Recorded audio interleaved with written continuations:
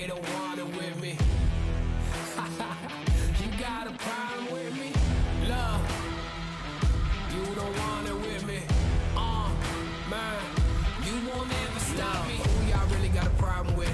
Who y'all really trying to solve it with? Who don't really like the sound of this? Who come with me getting down to this? You better step back, get your neck cracked, get laid down where you best step. Better check that with a fresh map, get lost now with no extract. Like look, that's all me, got my number, don't call me. We eating up, that's all beef, you freezing up, that's y'all's team. Cause we really lose no more, all about heating up, leaving that cold. You can see beating up, killing that show. I ain't about giving up, no.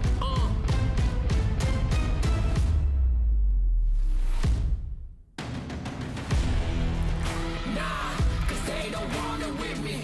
Look, you got a problem with me. Look, cause y'all don't want it with me. If you start a fire with me, then you never gonna stop me. Ayy, sound the alarm. We about to go on. You getting it wrong. Time to go off. Can't hold us back. Truth hurts, you owe us that. My truth lurks, say y'all collapse. Now scoop first where your homies at. Come my team with me right now. My team so mean right now. But what you mean y'all out? It's time to weed y'all out. Okay, we coming back with a vengeance. Time to go start your engines. What is this thing y'all mention? Time for y'all stop pretending,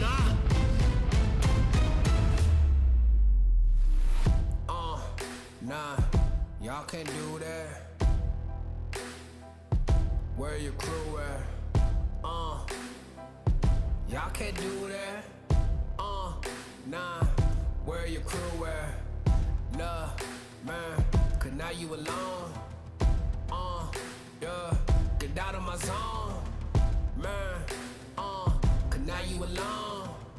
Love, get out of my zone. Nah, cause they don't want it with me. Look, you got a problem with me. Look, cause y'all don't want it with me. If you start a fire with me, then you're never gonna stop me. Nah, cause they don't want it with me. Look, you got a problem with me. Look, cause y'all don't want it with me. If you start a fire with me, then you're never gonna stop me.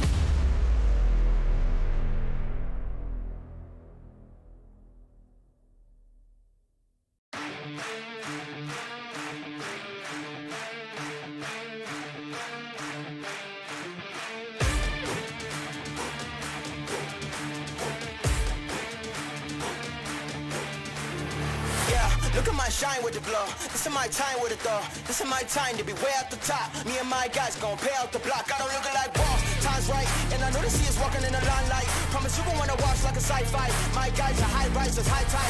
My crown if you come to my side. I pledge allegiance for lifetime. My squad connected like Wi-Fi. We grind and you see the highlights. This my life. It ain't a game now. Me and you, we ain't the same now. Lions coming out to play now. Opposition out the way now. Out of the way. You wasn't invited. Say you come to play. I dare you to try it. You don't wanna try me. Then step up to my team. Yeah, out of the way. Yeah, yeah. Out of the way. Yeah, yeah. Out of the way.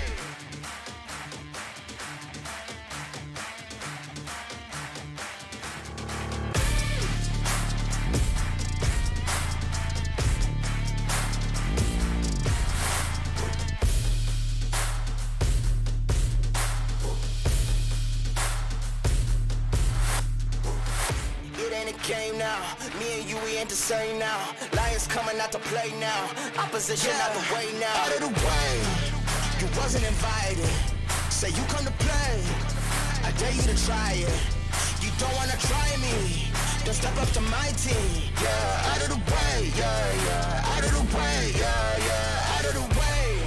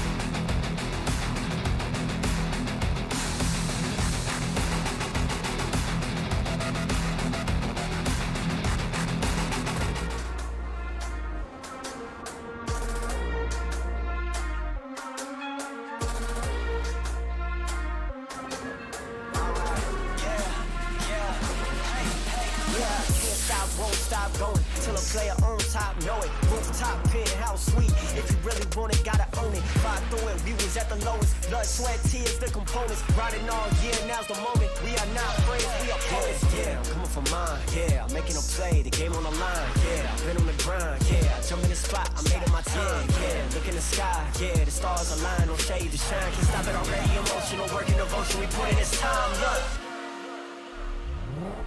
You won't stop my stride. I'll just break your line. I don't make wasted time. You take us down, keep fighting. The Snapdragon Pro Series is brought to you by Snapdragon Elite Gaming, Monster Energy, and Kachi Shop. Well, welcome to the Snapdragon Pro Series for Free Fire Challenge Group Stage Season 2. And we're finally going to kick off the Challenge Group Stage with representatives from multiple regions, not just from MSP alone, but we have Thailand, Vietnam, Indonesia joining in the fray as well. My name is Husky, and alongside me is Dana Lee.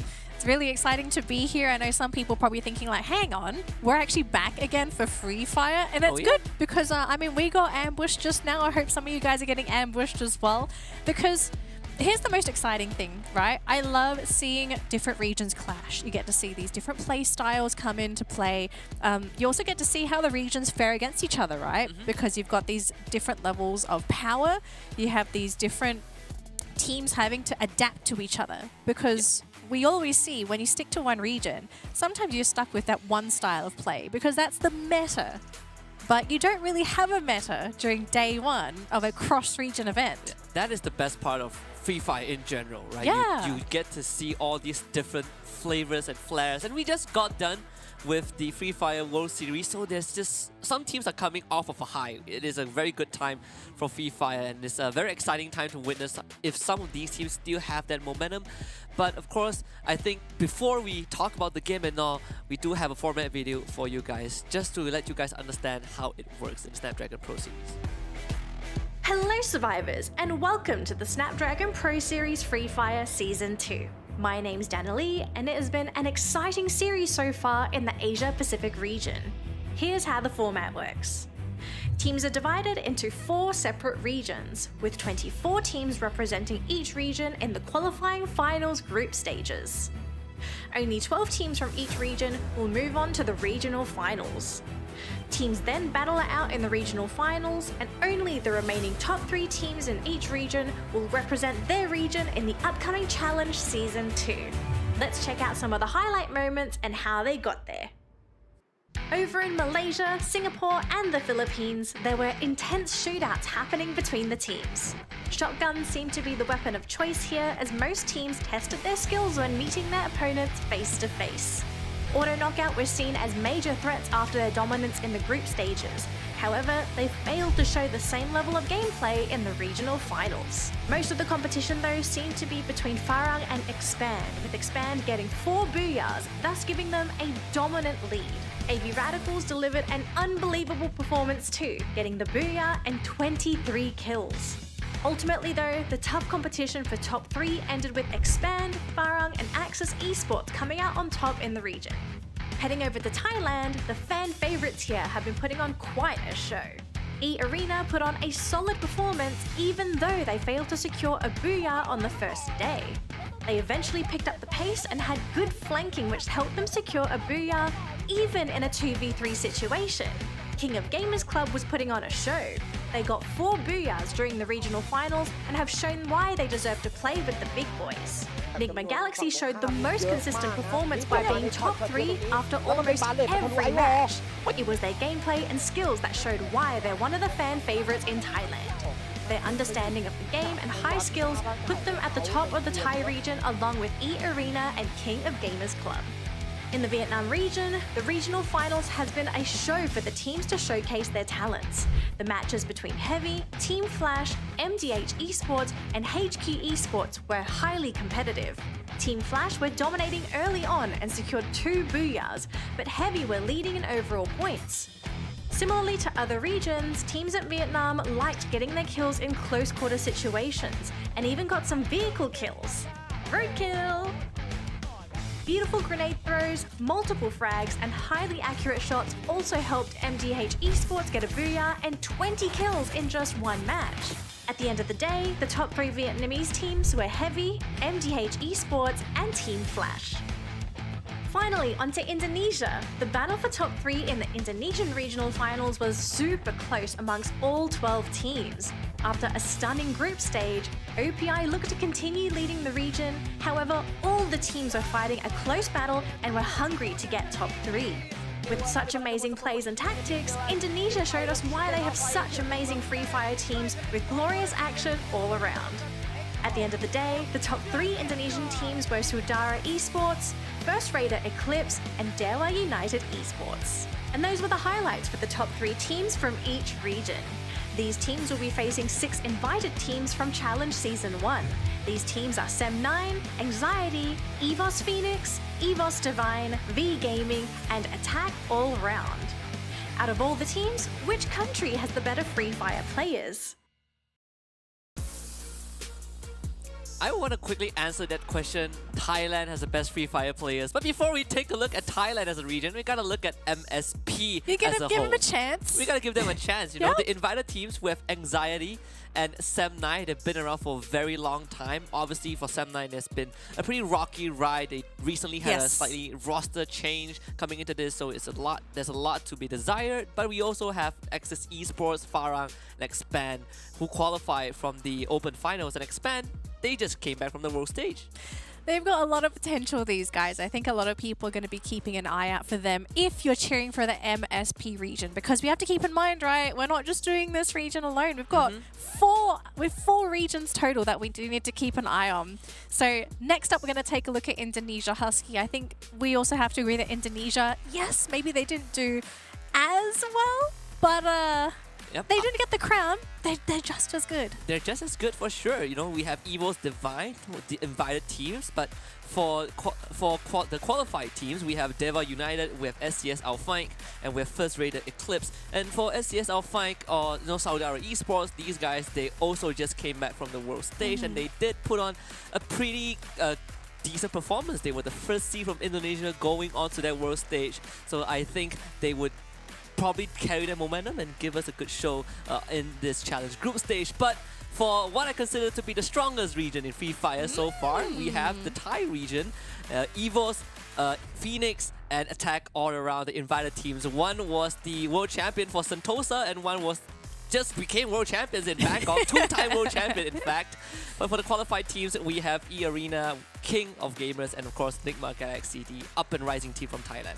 Yeah, I think a lot of eyes are going to be on Thailand and to see whether or not the teams can keep up with them, right? Because the world stage is much more different than this. World stage, it basically happened over 2 days. But before that, we'll wrap up with our final team here, Husky. We've got Vietnam on the screen. Who have we got playing in the competition? Yeah, we have V Gaming as the invited team. Heavy, Team Flash, and MDH Esports are the teams that qualify from their respective Open Finals, and of course Team Flash were also on that world stage. But they kind of suffered the same fate as Expand. Didn't make it through the play-ins, but they were a thorn in the side for Expand in general, because they took Expand out in like 3 out of 8 rounds. So it's going to be a bit of a rivalry in this group stage, but we have plenty of days to see how these teams fare up against each other for the coveted prize pool of 30,000 SGD in first place. Yeah, I think a lot of eyes are going to be on that delicious first place prize. I mean, second place isn't too bad either. You got $20,000. So you just shave off 10. It's not too bad. But if anything, got to aim for that first spot. But again, this prize pool, very, very delicious. Let's not forget, this is also just a reminder as well, this is USD, bit of a mistake on our behalf. But this is not the end goal for the teams, right? There's a lot of money on the line here, but the most important one is the next prize pool that we're going to be seeing on the screen. This is the finals prize pool. So before that, it was just stage 1. If you win that, it's totally okay.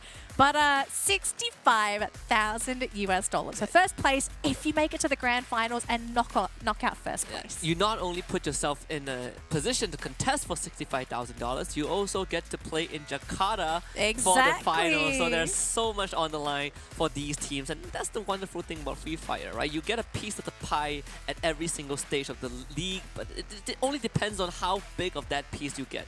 Yeah, exactly. So $65,000, it's going to be the big thing you're aiming for in that final. But let's take a look at our point system. Now, this is pretty standard across the board. We haven't seen any major changes. It's 12 points if you knock out that booyah, 9 points if you get second, and you are going to go down that leaderboard. Now, 11th and 12th, you're going to get no points at all, which again, very standard. And we have the usual 1 kill equating to 1 point.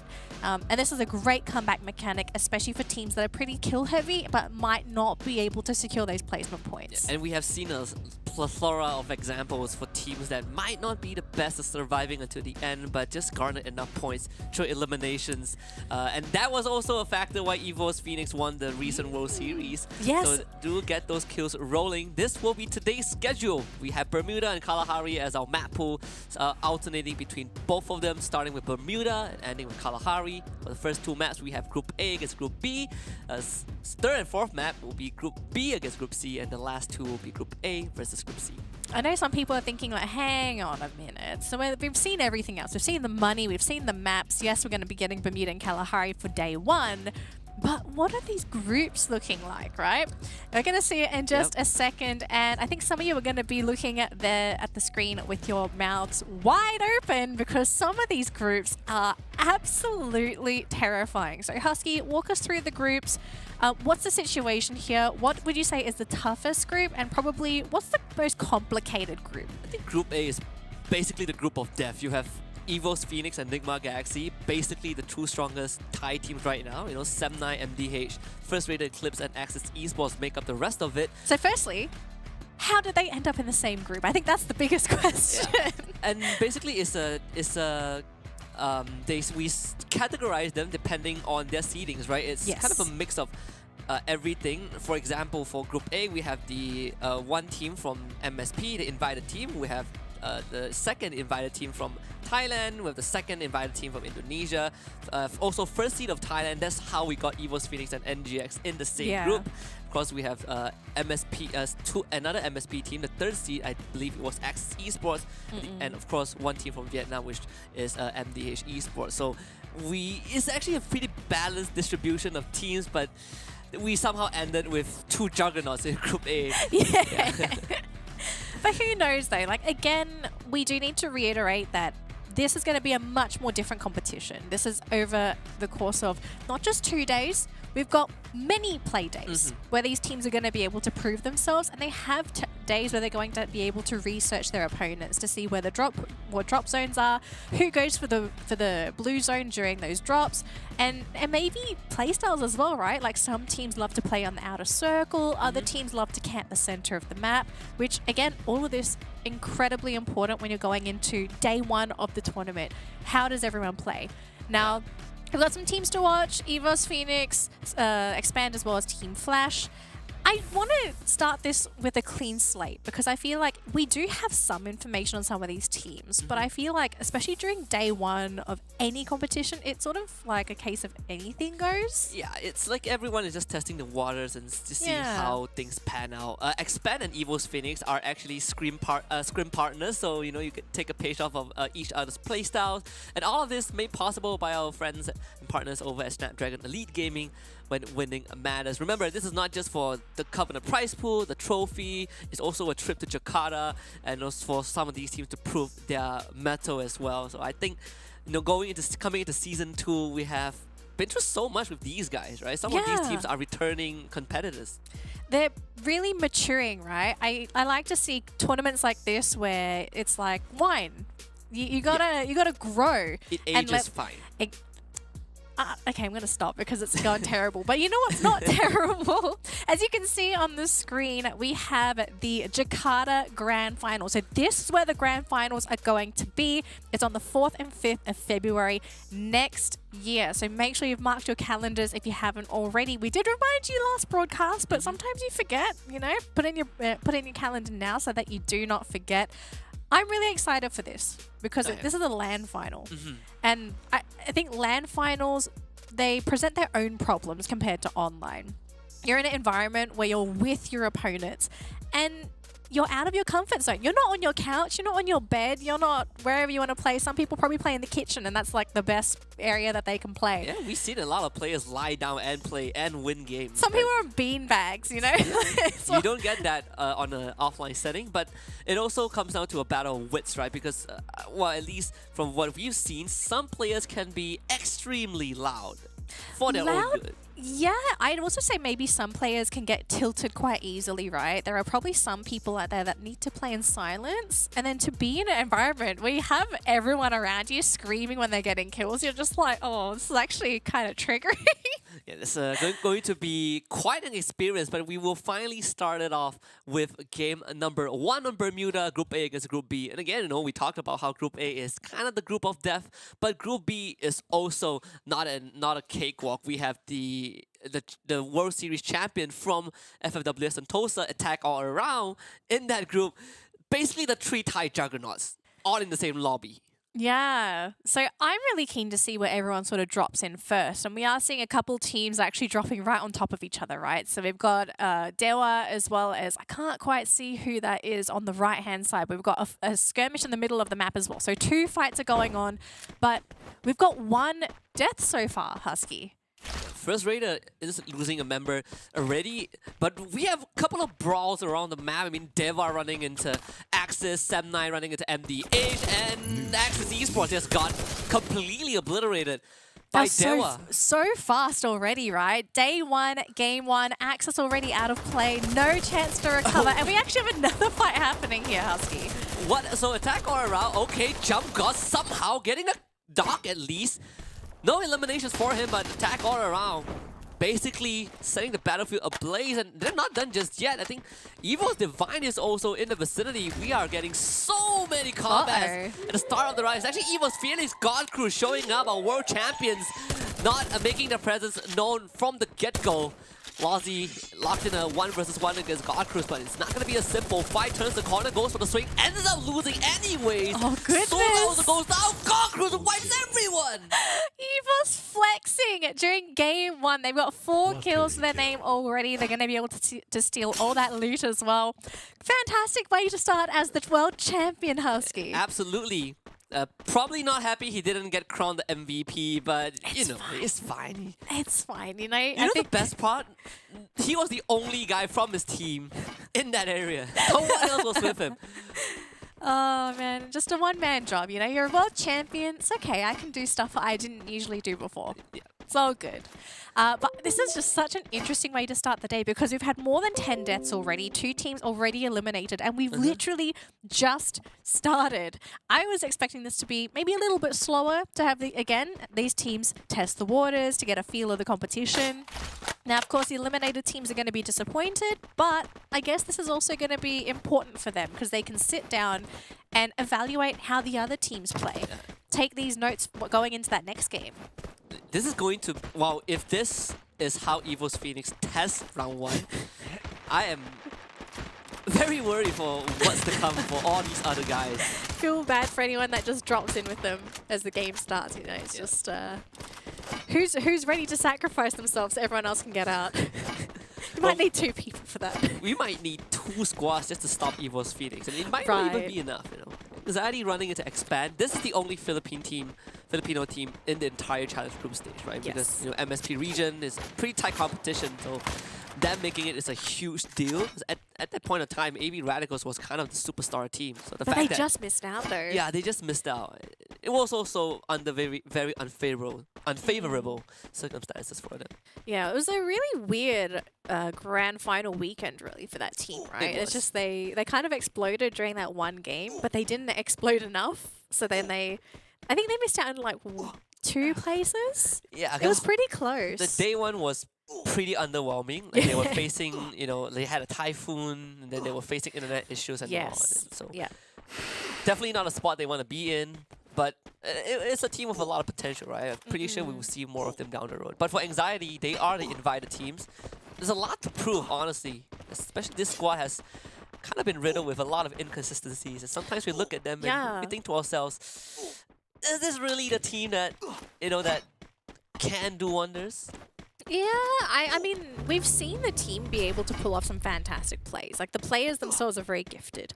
But I think we've seen enough of anxiety to sort of get that feel that the team is still a little disjointed. It almost feels like at times when they're really under pressure, they lose that sense of direction, right? They don't quite know what they should be hyper-focusing. It's a very linear team, right? Like, the condition is step one, step A, B, C. If one of those sequence gets messed up, they kind of get lost. I also think it could be maybe a confidence sort of thing because in the past, right, we saw anxiety really pop off as a team, and I thought like, hey, is this going to be another upcoming team? But then they became plagued with inconsistency, and I think in the past the inconsistencies came from them not being able to secure placements. They kind of just got eliminated in the middle of the pack. They weren't getting kills at the same time as well, so it was just they were kind of there. They weren't really becoming that much of a threat. It's kind of a shame, right? Because they had one of the more explosive debuts. I remember when Anxiety joined the Free Fire scene. I had anxiety watching them. Like, it was good anxiety. But Kanoho was one of those star players, right? But this team came as fast and went away as fast as it came. And right now, they are just... They flashed. Yeah.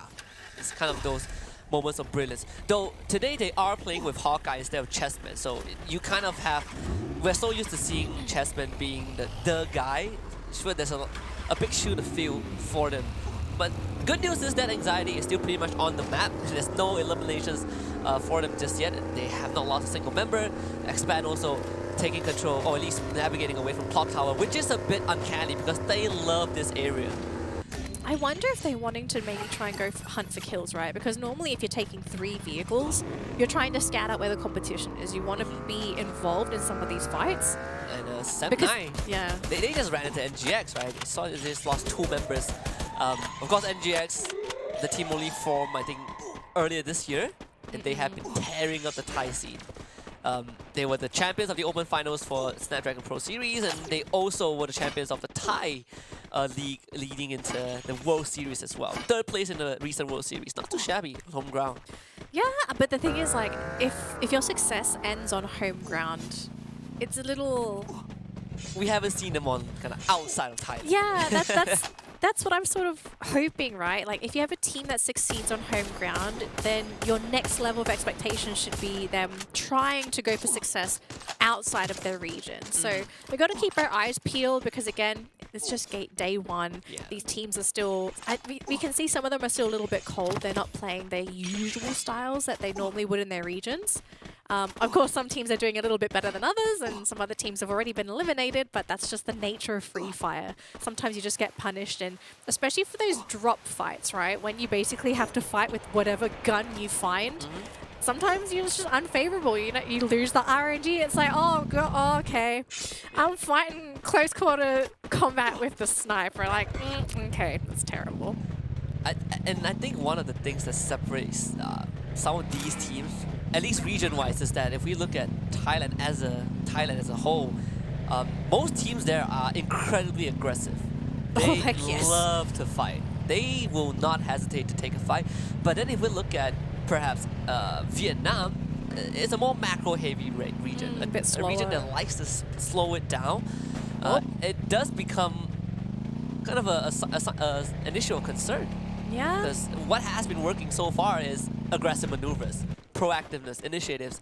Teams that want to go for the late game generally don't have a good time in the long run. Expand might not have a good time if they run into NGX right now. This is a team that they didn't really get to face. NGX already know about it. They're already taking pot shots. Let's see if Expand has learned anything from last week. I mean, they scrim a lot with the Thai team, especially EVOS Phoenix. So there's a lot that can be taken away from those practice. But NGS can be a different ball game. Roy already down the ground. No.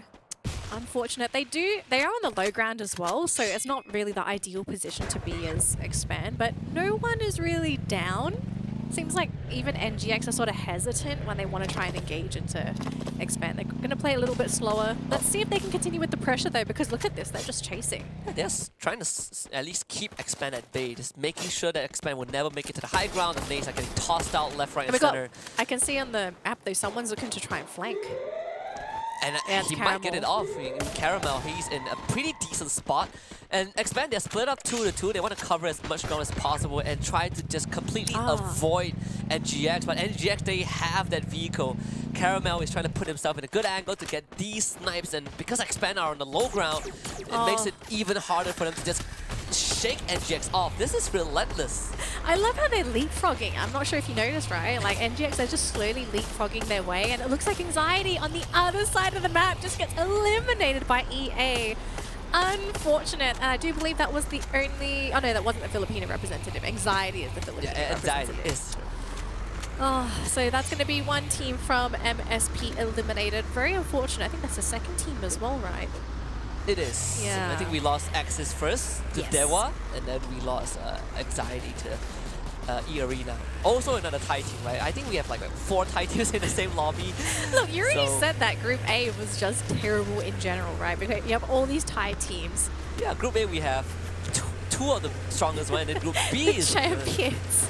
we literally have a champion and an ex-world champion, so it's not looking good. I mean, EVOS Phoenix, they're taking on the team that took away the World Series from them last time and wiped them out without much effort. MDH, on the other hand, facing off against Dewa. Down one man though. Dewa surrounding on grenade. all sides. The grenade getting thrown out. Nuke needs to survive this. Wins the 1 versus 1, but it's now getting pincered. No time to recover, but no matter. Nuke still putting his team on his back. Finally shot down as Dewa tries to keep the dream alive, but it's not enough. Just do not have the members to do so. Nuke did such a good job there. Him alone being able to down 2 players just put his team at a massive advantage. So great elimination. We're going to be seeing a revive here. Sam9 is going to be finishing the round in 7th place. Again, very unfortunate. All the teams from MSP are dropping like flies. So the first game of the day not looking so good for the region. We do still have one more team going, but of course all the Thai teams, they're strong, they're looking fantastic. Very likely that we see one of these teams picking up Booyah for game number 1. This is so saturated. You have NGX, you have MDH, you have Expand, but of course Expand will be the victims too fast. Finally eliminated by Feel God. NGX is holding such a chokehold. Axel responds, but it's onto MDH, not even onto NGX. Caramel though, not really having a good time. Cobra finishing him off, and Expand finds some signs of life. I think NGX, they're sort of regretting their position now. They are pinned between 2 teams. Luckily, they're not going to be aggressed from that team who's actually rotating up toward the top side. Team Flash, the next team to be eliminated here is EA, currently sitting in a very favorable position. They're not kill leaders though. They've got 9 kills to their name and they're already looking fantastic, looking to actually prevent these teams from coming into this next circle. And again, now raining hell onto MDH, and it looks like this is going to be the next team to be eliminated. EA having such a great time, and Don't Cry is the only guy left alive. EA will be able to survive this. Bring Shut Up back up, but unfortunately the blue zone hurts a bit too much. It's phase number 5, so EA will have to just abandon that buddy of theirs and try to go into the last circle. Nigma Galaxy out in 4th, but we still have EVOS Phoenix, who are our current kill leaders, and 4-man strong. EA will have to face up against them. They're essentially just going to gatekeep that inner circle now. They've got a compound to work with. They don't need to move. The circle is technically pretty favorable to them. They've got a lot of leeway. It's these other teams that have to try and figure out how to get in, because look, there's no compounds. You hardly have any trees to work with unless you can hide behind a blade of grass, which that's not happening, Husky. Cobra is somehow still alive. EVOS Phoenix saw him, but they couldn't get rid of him. And they're also in danger because EARENA is shooting at them. So maybe Cobra can use this opportunity to just survive for a bit longer. You can see that Moshi is on the ground. Moshi, this is the guy that is the MVP of the recently concluded FFWS. There's a lot of promise for this guy. Cobra, being forced to return fire onto EA. Finally knocked down, Expand out of the picture. Now we got the 2 Thai teams remaining in this final circle. It's EVOS Phoenix against EARENA. Already down thanks to the blue zone. Proteni getting a kill, getting that kill. Joe now also getting sniped. Limit gets that shot in, and it's all down to God Cruz. He started the round with the bang, but can he end it just the same? Cannot do so. EARENA with the first ever Booyah of the challenge group stage. It looked like it was going to be EVOS there, but just beautiful play from EA. They had a fantastic position, getting that knock as well, forcing basically 3 versus 1. big advantage, especially when it came to those numbers. So, man, already EARENA looking fantastic for this team. And look at them, smiles all around, gonna be very happy. I mean, it's just game one, but who cares? You've got to be feeling pretty good. I mean, these guys are playing at a boot camp, and that's how serious they take So this. dedicated. Dedication to the max. But we came into this group stage having certain expectations that when we look at the region of Thailand, it is a region filled with raw, Talent. unadulterated aggression and just, talent. Just teams that you have to take them head on, right? You can't run away from them because they chase you down. Yeah. I mean, we did see it already. So I think a trend moving forward, and I mean, it's just off of game one, but already you can see from the general play style that the Thai teams, they are very confident when they go into those fights. I love the way that they position themselves going into those engagements as well. I think it's that hyper aggression that's going to be scaring a lot of the other teams, right? Because they are so relentless with the pressure that they're constantly applying. I think a great example was NIGMA Galaxy, right? We saw how they were leapfrogging towards Expand. Like, most teams would just be like, oh, you're running away? It's okay, we'll go in the other direction. They kept leapfrogging forward, chasing them down. I mean, ultimately, yes, they didn't get that kill, but I think that aggression might shock some of those teams just because it's not a conventional play style. Yeah, it feels a bit, and I say this in good faith, maybe a bit of just, disrespect because of how confident they are in their own capabilities, right? You just get these Maybe. Yeah, maybe. Although, looking into this game as well, we did see EARENA getting the blue drop point. Oh, yes. So I'm wondering if that was also maybe a factor to this team's success, because we know if you're going into the blue zone, you're going to be getting much better gear than everyone else. The only other way to really outdo it is, let's say you completely wipe another team and you completely loot them. Like, that's the only way I think you can outcompete with a blue zone team. But I mean, right off the bat, we're just seeing all of the Thai teams just killing everybody, converting themselves. It's not Halloween anymore, but they're basically playing like vampires and werewolves, and they're going around sucking everyone's blood. This is basically both EARENA and EVOS Phoenix are playing whack-a-mole, right? It doesn't really matter who gets the booyah at the end, as long as it's from Thailand. You kind of know how strong they are, and just based off of round number 1, EARENA placing themselves. Look at the point discrepancy between second and third. I mean, this is not just in first place, right? It's 26 points. EVOS Phoenix with 23, and just like you pointed out, Danny, MDH, they're in third place, but they're 10 points behind EVOS Phoenix, and the rest of the graph tells a compelling tale of how the discrepancy that we saw in game 1. Yeah, I think especially after seeing this game 1, teams are going to have to realize that, all right, if we play too passive during these games, we're not going to get kills, right? It's going to be taken by all the Thai teams because, again, that's their signature play style. So I'm wondering, going into this next game, now firstly, next game is Kalahari. It's a pretty big map. It's pretty difficult to get a lot of kills on this map. But I'm wondering what's going to be the change going into that next game, because I don't feel like after this game, you should just play your standard game going into Kalahari. You're going to have to change things up to try and adapt to what we're probably looking at, the leaders of the leaderboard for quite a while. I think that these guys would stay there for, maybe a couple, a good amount of rounds, right? Yeah. And I think it is also pretty scary if you are any other teams and you look at, for example, just EARENA, EVOS Phoenix, or maybe Attack All Around to a certain extent. And think to yourself, these guys, it feels like they are leaps and bounds ahead in terms of how they approach the game. Sure, we have a couple of weeks to play this group stage, but can they catch up? Can they adapt to it in time? Look at these 8 headshots here from EARENA. So they ended the round with 14 kills. Excuse me. 8 of them... Oh my gosh, it came back. 8 of them being headshots, and they did 6,158 damage. I mean, to be able to get 8 headshots out of your 14 kills, that's almost half your kills being one-shots. Yeah. And they share the same elimination total kills with EVOS Phoenix as well. The only difference is just placements, honestly.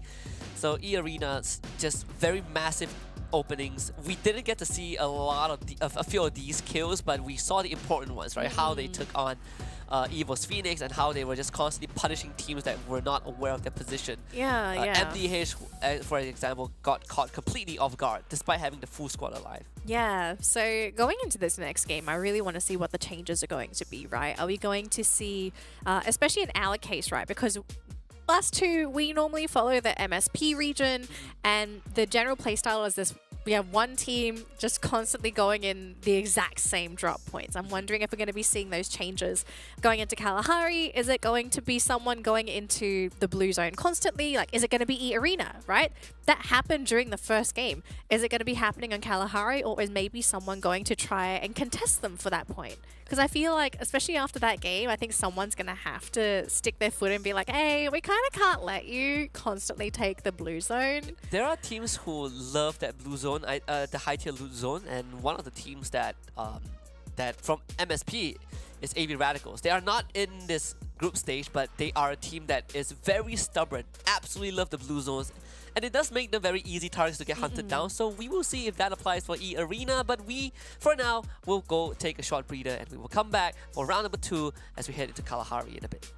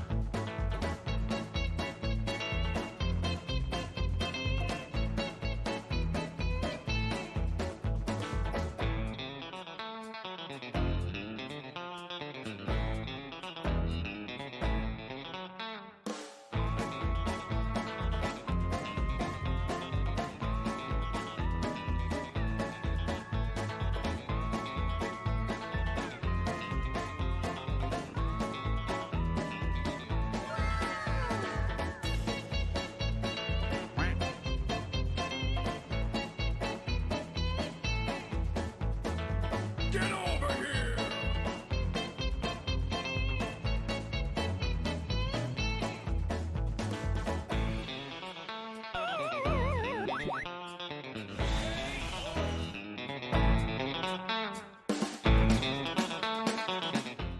The Snapdragon Pro Series is brought to you by Snapdragon Elite Gaming, Monster Energy, and Kachi Shop.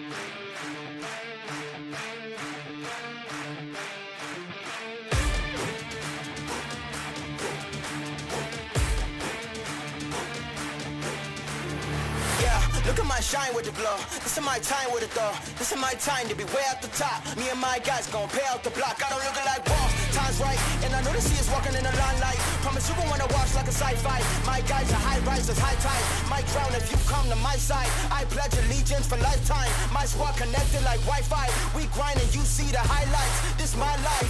It ain't a game now. Me and you, we ain't the same now. Lions coming out to play now. Opposition out the way now. Out of the way. You wasn't invited. Say you come to play. I dare you to try it. You don't wanna try me. Don't step up to my team. Yeah, out of the way. Yeah, yeah. Out of the way. Yeah, yeah. Out of the way.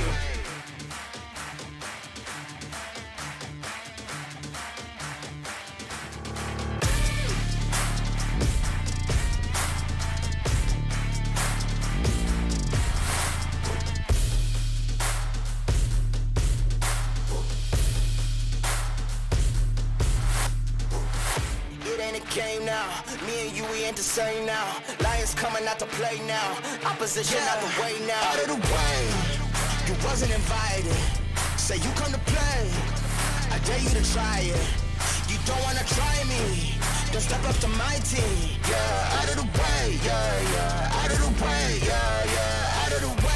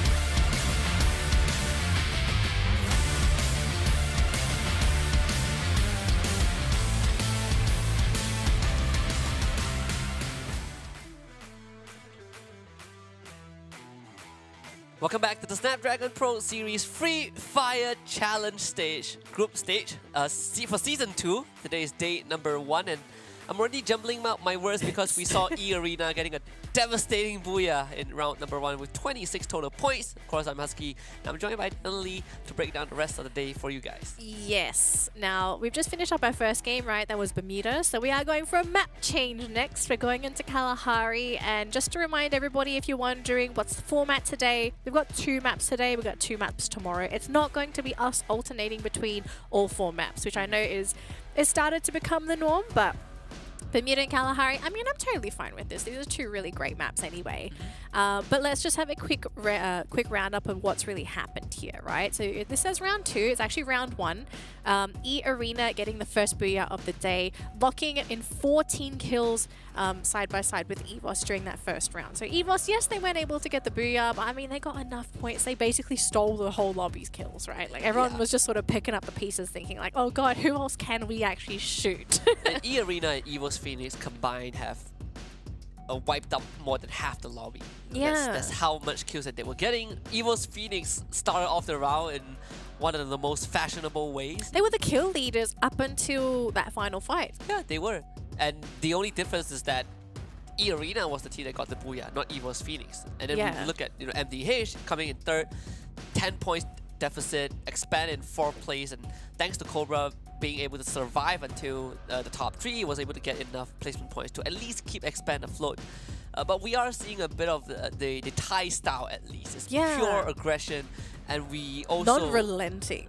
yeah, unrelenting, right? A lot of these teams were caught off guard from the get-go. Yeah. Axis Esports was one of those teams. They didn't get wiped out by a Thailand team, but they did get wiped out by Dewa United from Indonesia.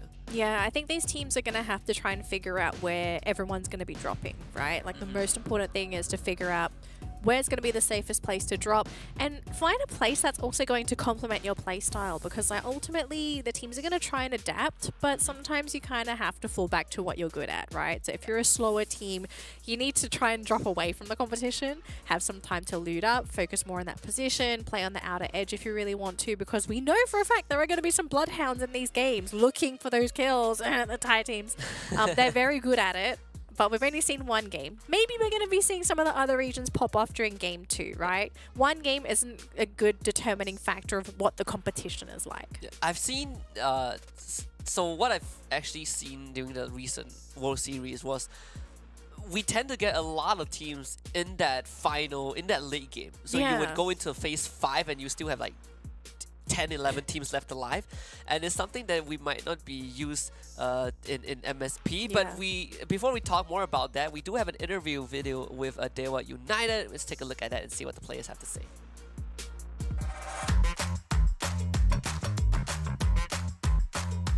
Perkenalkan, saya Panji Dwi Pratama, nick in game saya Dewa KSRen.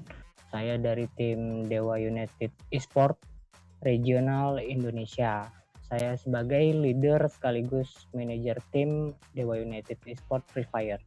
Nah, jadi yang kita maksimalkan ketika regional final itu agar tim ini lebih konsisten, walaupun sempat beberapa kita susun turun peringkat dan kita kejar lagi meraih top 3 tersebut gitu. Jadi kita benar-benar try hard, prepare, dan kita berniat emang harus meloloskan ESL di season 2 ini gitu. Kita bukan hanya sekedar pengen lolos di top 3 gitu, tapi kita bakal rebut juara itu gitu. Di season 1 hanya komunitas serta tim-tim divisi 2. Sedangkan di ESL Snapdragon season 2 ini ada divisi satunya juga gitu, yang pasti mempertahankan kompon kita. Kita tidak merubah banyak strategi. Nah, strateginya kita beradaptasi lagi, belajar dari kesalahannya, jadi mempelajari lawan siapa yang akan menghalangi jalan kita itu. Apa ya, sebenarnya kita bermain semi agresif gitu. Seperti misalkan kita ditabrak atau diganggu rotasi kita bakal bisa lebih agresif dibanding mereka gitu. Sejujurnya kita sudah mempersiapkan itu. Apa yang mereka mau kita akan ikutin tempo mereka gitu. EVOS define ya. EVOS define kenapa? Karena drop zone dia di Kalahari sama dengan kita. Yang kedua itu dari tim flash gitu. Tim flash itu juga, tapi semua tim menurut aku mesti diwaspadai juga. Kita nggak bisa nganggap remeh, tapi terutama yang pertama kali adalah EVOS define, EVOS connect, sama tim flash. Untuk itu kita belum coba ke sana ya, karena kita mesti lihat review beberapa tim lagi yang siapa yang dekat dan siapa yang bermain pasif dan agresif. Jadi kita lebih mempersiapkan skill karakter kita masing-masing tuh. Jika kalian mau merebut mil, jangan coba-coba karena ada Dewa di situ. That was a really interesting interview, but it was also a really good insight into how the team generally plays. So just to wrap up, if anyone sort of got lost or maybe only tuned in halfway through that interview. So Dewa described their playstyle as semi-aggressive, but from the way that they described the way that they played, it feels like they're a very reactionary team. They like to protect their compounds, and if someone disturbs their rotations, they said that they'll actually try and react to it, right? They don't just leave, they won't sit passive. They are a team that wants to react. They are not hyper aggressive from what I'm sort of witnessing, But I think the most important thing is that they said one team to look out for them was EVOS Divine, because they share the exact same drop points on Kalahari, which ding, ding, ding. What is this next map? It's Kalahari. And I'm wondering if we're going to be seeing these two teams drop on top of each other for this game too. So we just keep an eye out for Mill, because that's what Rain said as well. And I think it's incredibly impressive that he's not only the in-game leader, but also the team manager for the squad, right? So there's so much responsibility. But we also saw how they were able to just barely qualify for the group stage, all the way from 10th spot in their finals, having to fight their way up. Yeah, I like seeing that storyline as well for the team, because it's not a case of them just sitting on top and staying on top, but the team was able to grow and learn and actually be able to adapt to the meta. So all eyes on this team potentially, as that everyone's already dropped in, and oh my goodness, Husky, a lot is already happening. Look at Refinery! I feel like if you don't tell me that this is a group stage, I would think that it's just a test run or a script, because everyone is just shooting at each other. MDH has already lost. 2 members is down to DNP and Don't Cry, but aside from that, EVOS Phoenix is on Refinery. There's 3 teams! I mean, everyone is here. Frustrated is also a Refinery. Why is everyone a big fan of Refinery? All of a sudden, EVOS Phoenix, seemingly the one that is doing fine. MDH somehow still keeping 3 members alive, but they are getting absolutely pressured.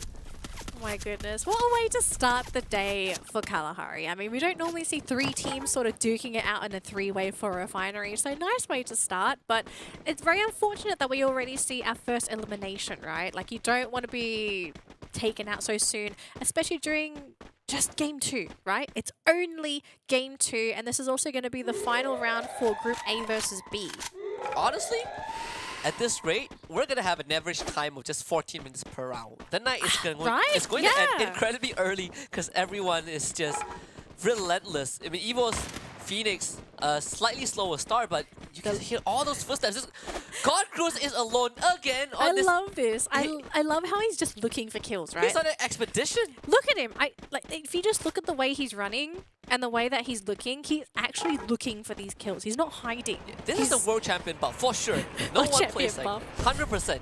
I mean, if they need to, they can just revive him, right? Like, the team's just sitting on top of a revival point. So even if they lose him, it's not really that big of a loss. Yeah. And I wish...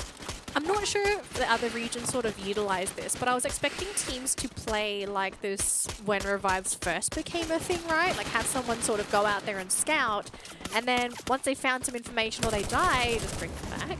When you have someone like God Cruz who can really hold his ground in this manner, well, he just got taken Oh, out. it's But gone. in It's the situations that he gets to hold his ground, it becomes so valuable for your team, because you are basically winning with a deficit. EARENA, though, might not be having such a good time. They are facing off against Semnai, who are perched on top of that crane. It's kind of a very open spot for EA to be in, but so far Semnai, they're not really doing much damage yet. Shut up, he's just gonna chase forward and try to take up as much space as possible. Running into Newbie, head on, and Newbie just pumps some slug shells into his body. 2 members of EA getting knocked down. Big mistake, although they will be able to get at least 1 resurrection up, right? So they've got Shut Up, who's going to be coming in, flying back into that game. They still have, I can't read whose name that is, I think it's like Lim, sitting on top of the crane. So he's sort of playing as the scout for the team, trying to spot where everybody is. But I think after all this, you know, you got to back up, you got to leave. But it looks like for now, Attack, they want to sort of jump into this fight as well. And on the screen, we're also seeing Expand getting a couple of knocks themselves. Axis not really doing so much, but a lot of action so early in Kalahari. This is so un-Kalahari. This is the kind of actions that I expect in the last week of the group stage, when teams want to lock in the slot to go to Jakarta. But as things are right now, I think these teams are just incredibly hungry. We are not getting any breathing space, and you know, you would kind of feel for the players who are getting ran at. Phil God just chasing down his prey, almost getting the knock, finally catches him.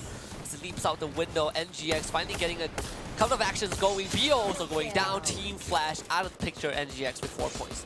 2 teams already gone. We're only 4 minutes into the game, and it's Kalahari. This is Kalahari.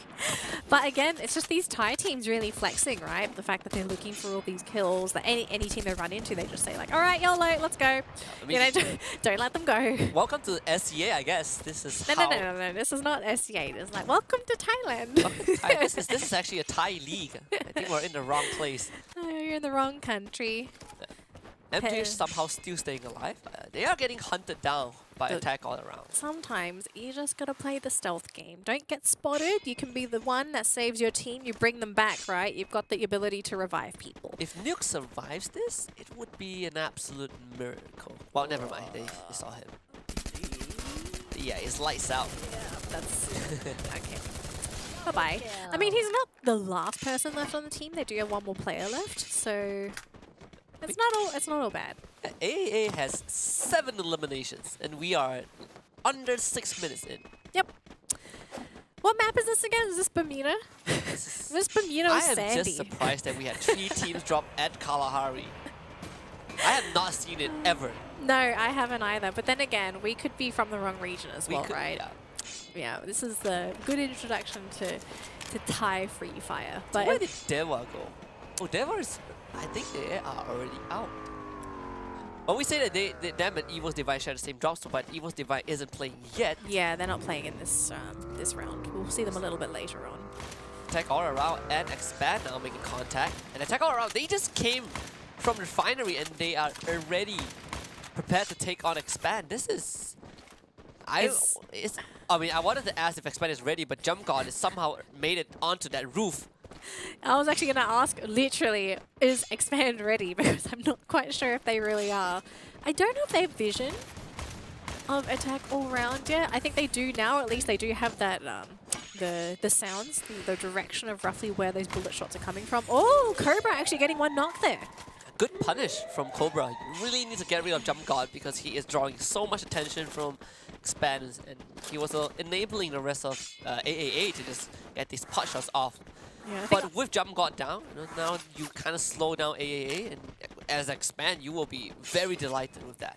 Yeah, I think this is just a good call from attack all around. I mean, they could try and go 3 versus 4, but it's just too risky this early on, right? So just back up, just get the revive, just let Expand sort of do their thing. But yeah, as you can see on the map as well, NIGMA, they're right here as well. And we know NIGMA, they've run into Expand in the past. They are not afraid to fight into this team. But it looks like it's Expand that's just saying like, yo, we need to go. This is a team that I think Expand, are very aware of the fact that they... at least mechanic-wise, NIGMA Galaxy are just a bit more crisp. Dewa United finally out Hawkeye getting their last kill. But from what we've seen from NGX is that they will chase you to the ends of the earth. And Expand, they don't necessarily have the best spot to kind of set up shop. Cobra is already dangerously low, and Expand, they might have to just sacrifice too fast to keep the round alive. Yeah, Cobra's not looking too healthy. I don't know if he can even fully heal up as well. I saw his health going up, but it's not fully healed. He's also sitting on top as well, so he's sort of scouting for the team. Roy as well, so they've got 2 spotters to try and check out where NIGMA are. So I think Expand, they're in a pretty good spot. They're not too threatened. They're going to be able to at least see which position NIGMA's going to be coming from. But we also did see that the circle looked like it was going to be a rather centered circle. It's not going to be on the edge of the map, so they've got a lot of time to work with. But I do want to see where the next circle is going to be. Is it going to continue in this like centered trajectory towards Refinery, or are we going to be starting to shift towards the side? As we are seeing a fight here with Sem9, which they aren't able to get the necessary shots in.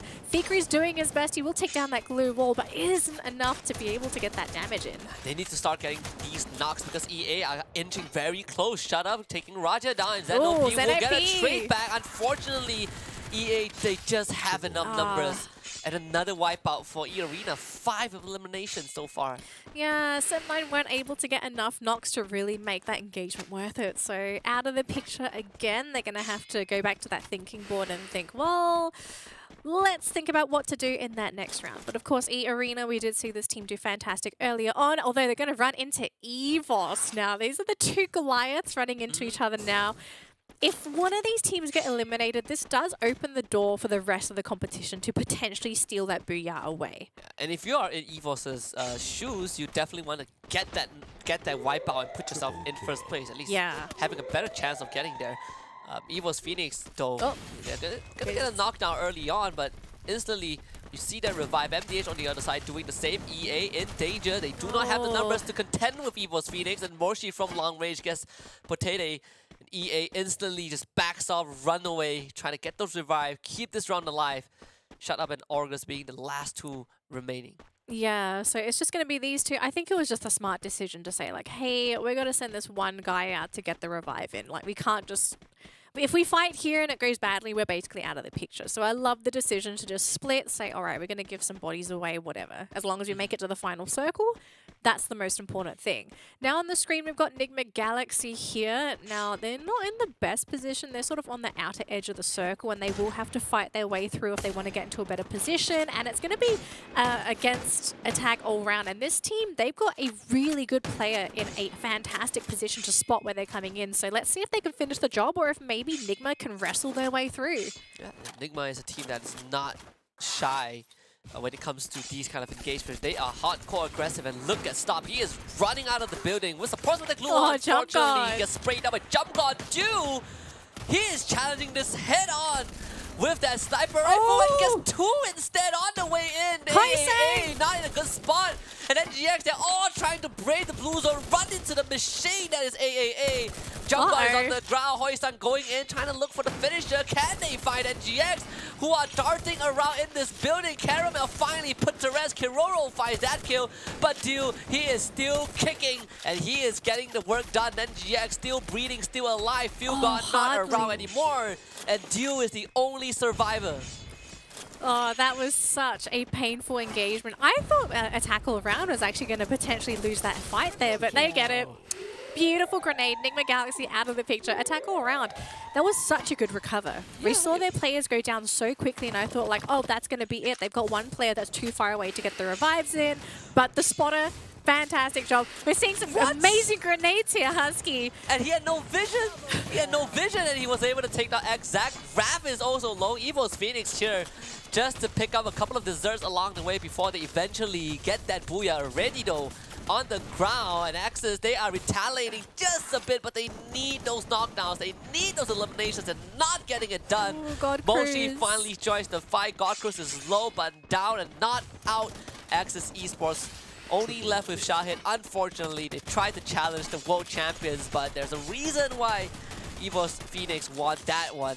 And Axis Esports out in 5th place. Down to 4 teams here. We've got EVOS Phoenix. We have EARENA, although unfortunately they will lose a player there. We've got Attack All Round. It's just all Thai teams. Yeah, well, who's the other team? It's Expand. Okay, so Expand is also there. Although unfortunately, EARENA, they've got one player left, right? It's Shut Up. He's just sitting in the center. He's going to try and gatekeep if possible. Pick up any small kills. I mean, this is really the best you can do, right? You don't have too many options. Although he is right next to where that next circle is going to be. And honestly, he's in a pretty good spot to hide. He's next to all these like bushes and crates. It'll be pretty difficult to spot him out. And Attack All Around will be the first team to make that move. I think it was Phoenix. They have a pretty decent spot to get that bird's eye view. God Cruz, he's gonna leap right in and actually got tagged. Where's Expand? I think are they still on the western side of the map? I think so, right? Yeah. Oh yeah, they're creeping in. There we go. I mean, God Cruz, he is very far deep into the circle. He just made it in there. Shut Up is still very much hidden. The Riptide Rhythm, breaking that glue wall. Cobra not really safe. Has to expand a second one. X-Roy just trying to provide some pot shots, some suppressive fire, but at the end of the day, both of them go down. Absolutely punished by EVOS Phoenix. Moshi getting the knock onto EXO, and Malaysian Sniper just does not stand a chance.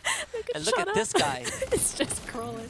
He's like, I'm not here. Oh, then I see him now. There's no way he gets out. Gets snuffed out, and Jonah goes in for the kill. Yeah. Oh, EARENA actually goes down before Expand. Pretty interesting here. So now it's going to be down to EVOS Phoenix. There we go. Expand is down. Can EVOS wrap this up? Yep, Attack All Round. Not enough attack power. That's going to take them out. And that's going to be our first booyah here for EVOS Phoenix. It feels like it's another day for EVOS Phoenix. Just another day in the office. Another day in the office. Look at this office. Like, look at this comfortable chair. They're like, oh yeah. I mean, yeah. So already actually didn't play on during the World Series. It was Get High. So now we get to get a glimpse of already as a player Of his on jersey. This team. And so far, I mean, EVOS Phoenix, what can I say? Just solid performance through and throughout. Yeah, I mean, they look great. I don't think they really made any mistakes. I love their positioning when it came to that 5th circle. They basically had cover. They were landing all their shots. Was it EVOS that was targeting expand, or was that attack all round? I think it was attack all around. It was attack all round. So I was wondering, did they focus more on placements? But I mean, it was just a flawless ending. We didn't see them mess up. They didn't do any silly plays. They just another day in the office. I mean, we looked at this round. I am very surprised at how aggressive some of these teams are. I know, we say Should that you be? No, I think after 2 games, you got to be thinking like, oh, this is just normal. they are speed running the rounds. Yeah, That is for right. sure. It's like they play the game so fast that the circle has to keep up with them. Honestly, I think that's the case, right? I was telling you that I feel like things are moving very fast, but now I kind of understand why that's so. It's thanks to these teams who are they do not stop. Yep. They do not need to take a breather, just run it down. Yeah, everyone else has to turn their games up to 2 times speed. They're like, oh god, it's too fast, we can't keep up. I mean, it's just 2 games to start the day. We are going to also go for a bit of a group shift, but I think it's safe to say that it was pretty expected for the first 2 Booyahs to go to potentially the 2 strongest teams in the tournament, right? Oh, yes. So we had EARENA, and then the second one going towards EVOS Phoenix. But we're going to be saying goodbye to them, I believe, because we are going for that group change. So those 2 teams are in Group A. Teams in Group A are going to go for a break because now we're going to be shifting to B versus C. So technically, if you want to think about it, the 2 weaker groups. And this is going to be where some of these teams really need to pick up their points as well, right? Because already you can see here, 14 kills going to EVOS Phoenix, 12 going to attack all round. Whereas in the last round, it was 14-14 for EVOS Phoenix and EARENA. So essentially all the kills are going to the top 2 teams, which means you're leaving scraps for everyone else. Yeah, and I think if you are any teams in Group C and you just watch that first 2 rounds, you better be mentally prepared, because I don't think there is going to be any space to breathe once you drop onto the map. Right? Someone's going to have to hook like a gas pedal to their phone and be like, all right, guys, full speed ahead. Let's go choo-choo. Because this game is seriously going so fast. I actually cannot believe it, Husky. Yeah, I am so used to having, a lot of... 8 teams in the final circle. It's just slow start, right? You loot up, you rotate. And then now we're seeing like what, 5 teams? Sorry, I think it's 4 teams actually for that round. Even towards the last circle, they don't wait, right? They keep fighting until someone gets the booyah. I guess that's one way to do it. But we are clearly seeing some front runners. I know it's very early for me to say this, but EVOS Phoenix is one of them. Look at this again, 14 minutes. Our average survival time, if to have the entire blue zone close in and end their game, is 17.5 minutes ish. But we're 3 minutes earlier for both game 1 and game 2. It was so fast. And funny thing as well, right? So EVOS Phoenix, they had 14 kills that round, but they had 15 headshots. So they downed somebody. They couldn't quite finish them off, but there is a bit of a difference as well when it comes to the damage. So I do remember EARENA doing 6,100 damage. So this is the second round. EVOS doing 3.9k, almost. Sorry, is it 3? Sorry, 6.9k, almost 7,000 damage. I think it just goes to show how these 2 teams are. Yeah, where EVOS Phoenix, if they have their game, they go off. They're the ones doing most of the firepower. I mean, EVOS Phoenix have been running it down for 2 games in a row, right? And I think it's something that they are very confident in executing. You send God Cruz on a Christopher Columbus journey. Look, his name is God Cruz. Like, he's allowed to go anywhere that he wants, and then he just comes back. It's like, oh, here you go, we'll bring you back. Yeah, it's either he gets a few points or he gets taken out and they just revive him. Right? At the end of the day, EVOS Phoenix are still one of the most formidable teams, and I think there is, without a shadow of doubt, when the Thai fans are watching, they would expect most of their representatives to make it through to the finals. Yeah, I mean, I think it's almost undoubtedly true that this region is just absolutely terrifying. But for now, we're going to have to say goodbye to Group A, right? Because a lot of the big teams are in Group A. They are going to go have a break. They can have dinner. They can sort of do whatever they want. But teams in Group B are going to have to play their second round. So the next 2 games for Group B are going to be against Group C. This will be their debut on the stream as well. And I'm really keen to see what happens in these next 2 matchups, right? So teams in Group C, they had an opportunity to watch teams in Group A and B. And then how does Group B sort of move forward? Are they going to take the knowledge from the A versus B matchup and try and apply it against Group C? Hopefully that's the case, right? Because I feel like if you've seen enough, you're gonna get traumatized and you will learn something from it. But all of this would not be possible. We would not be able to breathe without our friends at Snapdragon Elite Gaming when winning matters. They've been with us for such a long time, and the fact that we get Season 2 is amazing. But we also have Monster Energy that allows everyone to unleash the beast within them. So check them out at www.monsterenergy.com/gaming. And last but not least, if you guys are a big fan of great deals and game top-ups, visit Kachi Shop at www.kachishop.com for the best gaming deals. Yeah, they got your back if you ever need to have a little bit of kachi in your games. That's a good one.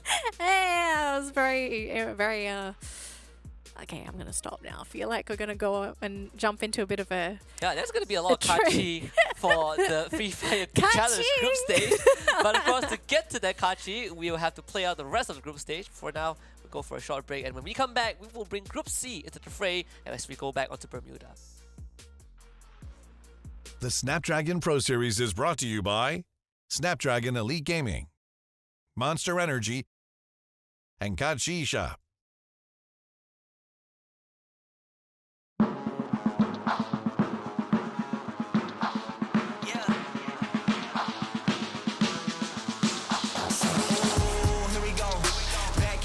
Scenario, win, win, win, win, yeah, we on a roll. Yeah, 2, 4, 6, we like 10 and 0.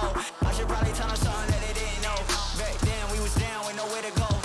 Might have been down, but we didn't fall. Now we running it like some intervals. Ooh, what now? Tell me who you see when you look straight up. Like, wait, who? Us now. What you gonna do when we pull up on you? Like, ooh, touchdown. You already know what it is when I come through you. Ooh, shut down. Shut down. Say, oh, what now? Tell me who you see when you look straight up. Like, wait, who? Us now. What you gonna do when we pull up on you? Like, oh, touchdown. You already know what it is when we come through you. Oh, shut down. Oh, shut down.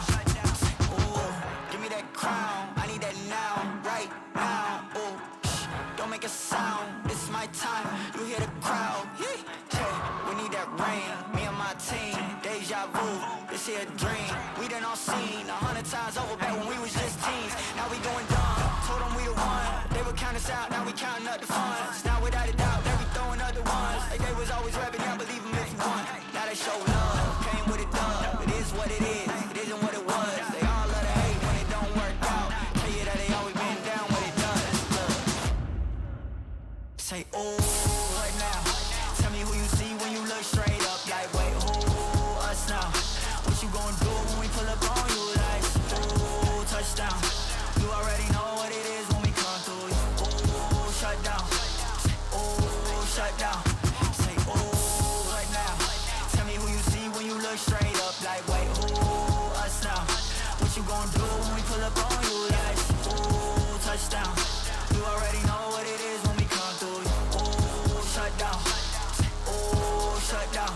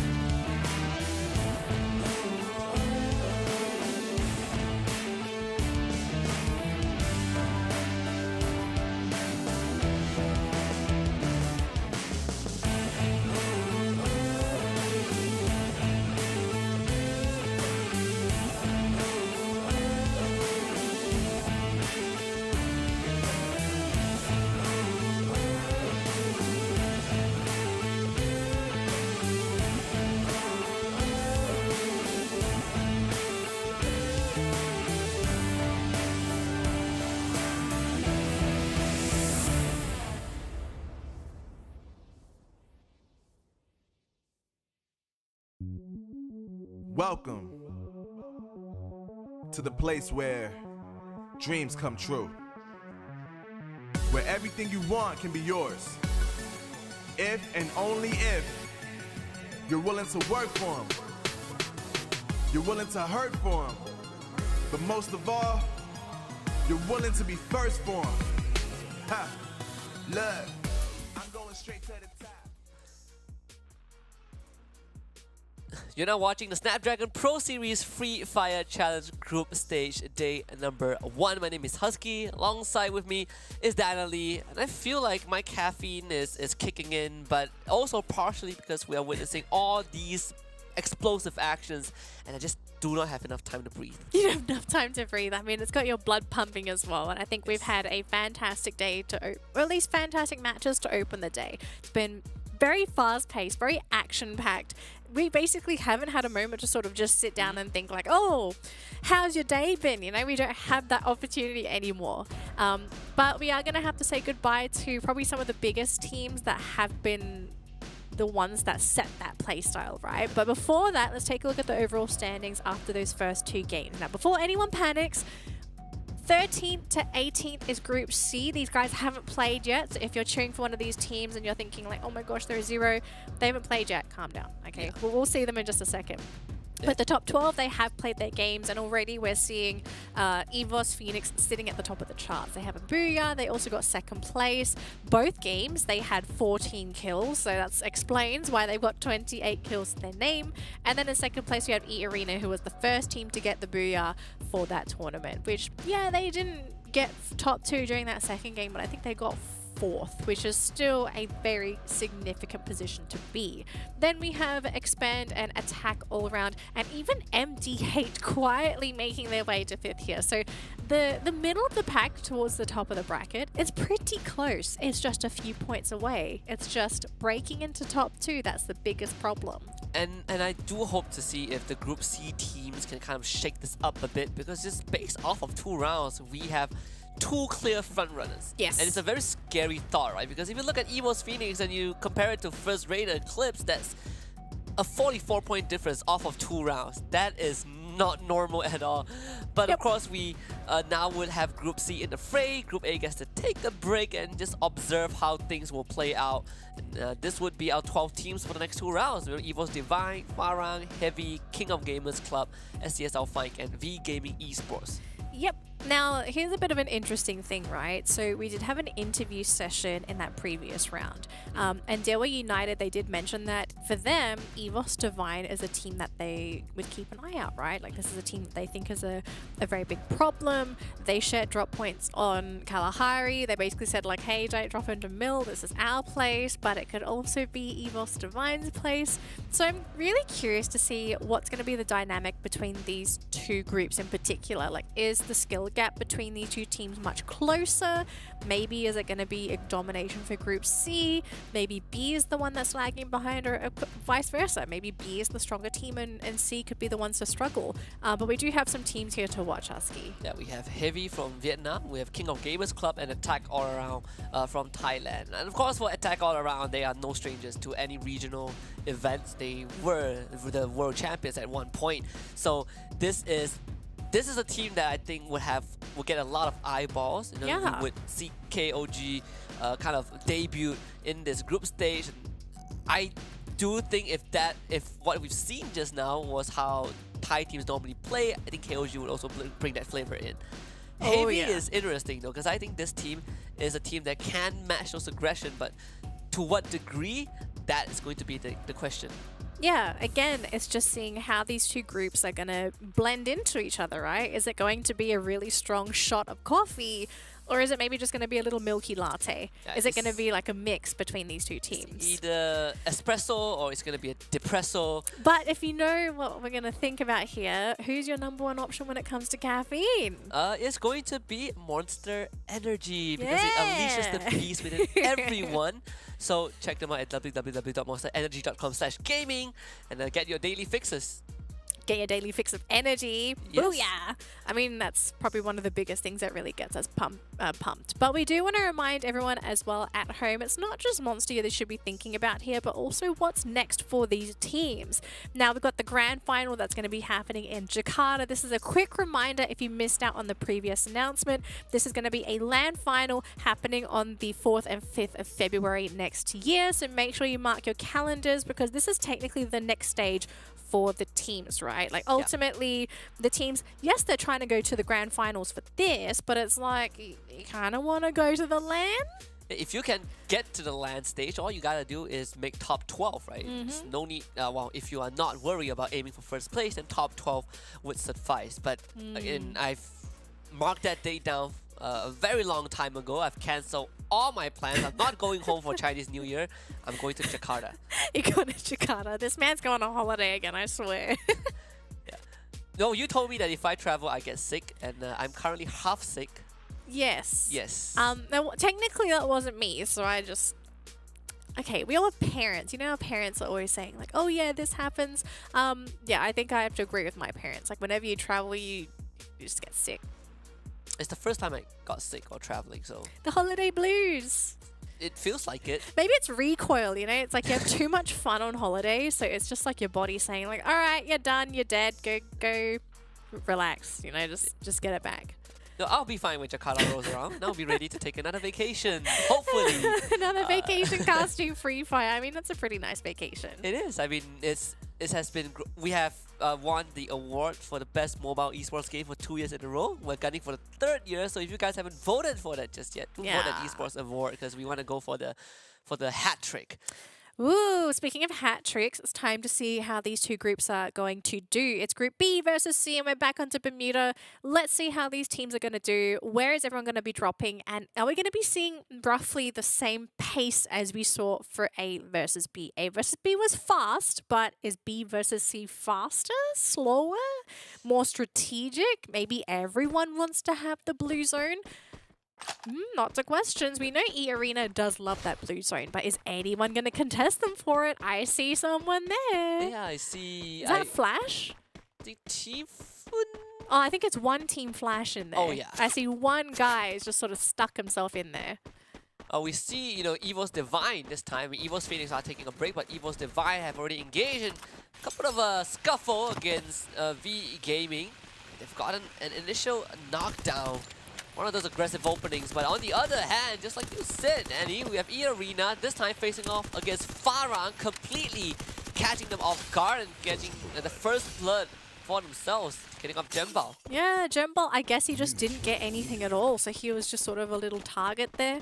Easy takedown, and EARENA, I mean, they're free to sort of take that blue zone. Although FARANG's still there, are they going to maybe try and ambush? We're not going to take a look at them now, but we've got EVOS Divine here. They've got a nice little view here, as long as they can try and get that headshot, but they're not seeing it. They know that there's one guy from V Gaming behind, just hiding Oh, there. What a nade, Beyond. Promote this man. Just Promotion. Just knows where to shoot. I mean, this is... I guess we're getting the same start of opening. Oh, EVOS Divine are dropping in the same vicinity as one of the EARENA members. Shut Up is nearby. FARANG still getting fresh at EARENA. Just flying at too bad. What was that shot? Onto limit. I want to see what's going on. I mean, I just saw one of EARENA just sort of fly into two players on the side of EVOS Divine. I think he did go down though. So. Yeah, or is that him? Maybe it was Shut Up that actually jumped in there. He's going to actually lose that fight though. EARENA, 3 players down. They've got 1 person left. It's Prote, and it might actually be a bad place to be. Yeah, EARENA kind of biting off more than they could chew. Maybe getting a little too excited after those first 2 games. Could be, you know, a bit of that overheat. They've lost 2 members so far. They're on cooldown. They played so good, they got a cooldown. EVOS Divine actually paying a visit just now, but here the first down. Jembao just completely unaware, out in the open. That's his second life, isn't it? He just came back. He was like, oh, I'm dead again. Thank you for ABAX. 5 eliminations for EVOS Divine. Too bad. Also expiring. Not a good start for FARANG. No, it's actually a pretty terrible start. I think we're so used to seeing FARANG be one of those teams that either looks for kills or focuses more on trying to get that loot. And of course, we didn't really see them succeed when it comes to that looting game. But we are going to shift on over here to Anxiety's point of view. They are trying to apply some pressure, but very interesting. This is EVOS Divine. It's not going to be a very easy fight at all. And if anything, I'm actually worried that they're just going to be baited into this. Yeah, Anxiety, what do you guys have? It's not going to be an easy fight. EVOS Divine have the high ground on Beyond getting spotted out, but your boy gotta land those shots. It's not sufficient to take out Beyond, but Anxiety actually have one member on the flank, so maybe this could be the game changer, but they have to make the decision quick. Yan Bindo unfortunately getting basically cornered. The ice grenade just taking him down. SES outfights surrounding Team Flash. Yan Bin's gonna be the first point of contact. Back exposed, time turner, drop down, buying a bit of time. He's got no glue walls though, so he's sort of stuck here. SES. Oh, he's going to actually borrow the glue walls. They try to push for him, but in the end, SES ends up finding Bio instead, who tries to help out his buddy, and now Yanbin is truly stranded. Another ice grenade. And he's getting shot from angles he couldn't even see. And finally, SES getting that knocked down. Definitely an elimination secured. Yeah, actually we're seeing one resurrection already actually. So Flash has brought another player back into this fight. Although Yan Bin unfortunately will be going down here. Anxiety's still going to try and chip away at EVOS, and I mean so far they're not really chipping into this compound. I'm a little bit worried Anxiety's just getting baited in. They're like, they're not fighting back. Maybe they're scared of us? No. They're playing the Venus flytrap strat. It's just like you come in, Just wait for your prey to show up. snap. Shin was able to be brought back up by his buddy. Gotta finish the fight though. SES, can he do this?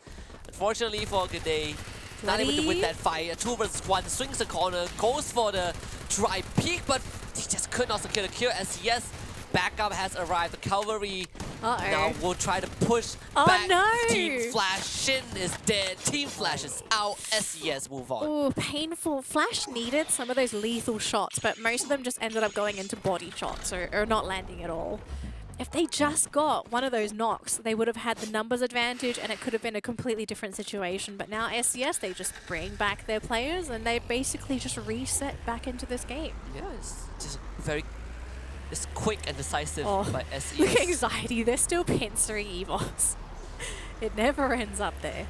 They're going to keep EVOS Divine at bay. This is definitely a good place for Anxiety to be in, but EVOS, they have an option to kind of cut through Bullseye and maybe fight their way through EARENA or just fight through Anxiety. Yeah. Another team we should be looking at here is actually in the center. So we're seeing Expand and Heavy, these two teams going into a bit of an engagement, although it doesn't seem like any players have dropped.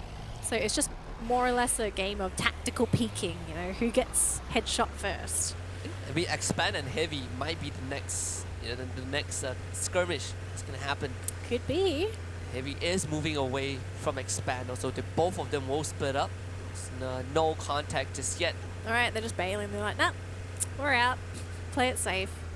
And to be fair, like the center of the map is pretty open, so they're not going to be punished for it. So Anxiety, unfortunate. AXT also started moving away, so EVOS Divine will be safe just for a while. I mean, I feel like Jaboywa has eyes on one of the EVOS members. I wonder if they're fake backing. They're saying like, all right, if we don't show ourselves, they think that we probably run around them. Could be. I mean, you're also preying on EVOS Divine's instinct to avoid that blue zone, right? You gotta start running in. They are doing just that, but just gonna rendezvous at this corner. A-back, it's gonna get shot at. They got a shop here as well. They can buy some stuff if they want to. Finally make it into the safe haven in this building, so they have a point to hold out just for a while. Beyond will be the first one to at least make his way out. Just find another checkpoint for them to slowly pass through and avoid Anxiety. Not gonna lie, I'm really surprised that EVOS just got out of there scot-free. I was thinking maybe Anxiety were gonna try and pressure them or pincer them in so that they're sort of stuck inside the outer circle, but I think they just wanted to maybe focus more on gatekeeping. Although as we can hear a lot of damage being thrown out here by King of Gamers, although Saka did go down. So okay, so Dewa getting that kill. Just good long range shots. Ooh, finally some room to breathe. Get slower again. Finally time for you to breathe. It's not gonna last for long though. I mean, EVOS Divine might just end up fighting anxiety again. They're running into the same location, just separated by one freeway. The vehicle doesn't make it any better.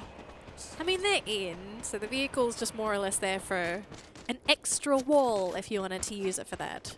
Or maybe some roadkill, but we don't really see too many of those in games. They're pretty rare. Yeah, Wrong game. It's gotten a bit more rare. You know, Yeah. there was, I think, like what? There was one season where everyone was actively looking for kills with vehicles. Yeah, I mean, that was basically when teams are really starting to discover the Misha meta, no? Like, that was the only time where the vehicles are really viable. Other than that, I think most people are just worried about being blown up in their vehicle. That is correct. Oh, we get this very saturated circle at the dam as well. Northern Circle. Interesting. And look at anxiety. They are beeline towards that circle, but there are a couple of teams that they need to contend with. So EVOS Divine is one. We see V Gaming somehow. I think that's the respawn, and Vantan just ends up in the middle of nowhere. Right, so we've got a couple of teams being gatekept here. So EVOS are actually running into EARENA. Now, I think out of all the teams, I'm really favoring EARENA's position because if you think about it, all the teams are coming in from the southern side of the map, right? So anyone stuck towards the bottom section, they're going to have to really compete with everyone else to try and get into that circle. EARENA, though, they just kind of stuck with gatekeeping, or they could, if they want to, just sit down, find a spot, and let everyone else kill each other off. But, so let's see what happens, Husky, because I think we're about to see a lot of action here. The anxiety have already taken out Apex, and Sam 13 also down. And Noho putting up a bit of work. Jump God, can he save this though? God Toby actually tries to go for the rush, but ends up getting punished, and now V Gaming shows up, the third party, working absolutely well. Jaboywa completely caught unaware, and look how the tables have turned. Anxiety are the ones that are out in the open. And unfortunately, I don't think there's any way for them to survive this. Shoma is the third to go. Anxiety down to just one member. He's outside the circle as well, all alone. I mean, that's the worst place to be if you're the final player of your team. You've got no compounds to work with. You got to make friends with the trees if you want to blend in. It's going to be pretty tough. Because you're kind of hoping that the teams are busy fighting with each other, that you don't get spotted. But look at this. He's going to run right behind one of the teams. And there we go. Konoho getting eliminated by Heavy. Heavy just doing a great job. Both Vietnam teams capitalizing on that chaos. Dewa, they are down one member. EVOS is nearby them, but gotta keep our eyes on V Gaming and Heavies. So far, there is a couple of exchange. Heavy, they will be relying a bit more on that glue wall just to stay out in the open because they know they have to run straight into V Gaming. You also have EVOS Divine shooting at them. Attack all around is also doing the same. Heavy getting pressure from 3 different angles. It's so chaotic, actually. So EARENA are the ones that's just sort of chilling because everyone's trying to make their way to a more favorable position. The circle is going to go more towards the dam. Dewa Esports will be going down. They were fighting with Expand, who were able to come out of there pretty scot-free. But again, EARENA just focusing here on kills. And we do have V Gaming here. They're going to try and fight for this compound. Heavy is nearby, and Attack All Around are the ones that's going to be gatekeeping that western side of the circle. It's going to be a pretty tough way to get in there because not too many buildings, not too many trees to hide behind. You've got to stock up on glue walls, and look at the glue wall situation for a lot of these teams. You're only looking at 1, 2, none. Uh-oh. This is we might see a 3-way fight later on at EVOS' side, but as ALFAINK, we're gonna deal with EARENA first. Fortunately, they are losing members. They're also ticking down thanks to the blue zone. G'day, last man alive. The entirety of EARENA is surrounding him. He's gonna try and retrieve some of his teammates, bring them back up on their feet. As EVOS Divine, on the other hand, will be left with just Mr. 05 being the last survivor. Can he hold on to the round though? Getting the first initial knockdown, but he does need a bit more. Down to 26 HP. Can he heal? Almost clutches it out. But at the end of the day, he might also take out, has to start healing himself. EVOS Divine though not able to make it in time, as EARENA on the other hand will be pressured by attack all around. Everyone's almost in prime position to go into that final circle. The only team that's really struggling here is now EARENA. They don't have a clear way to go in. King of Gamers is coming in from the bridge, but they do still have to worry about attack all around. I mean, they're positioning, they've got the building. It's an amazing place to be. They've got all these walls that they can really play with. And who is it in that southern eastern side of the map? That is Expand.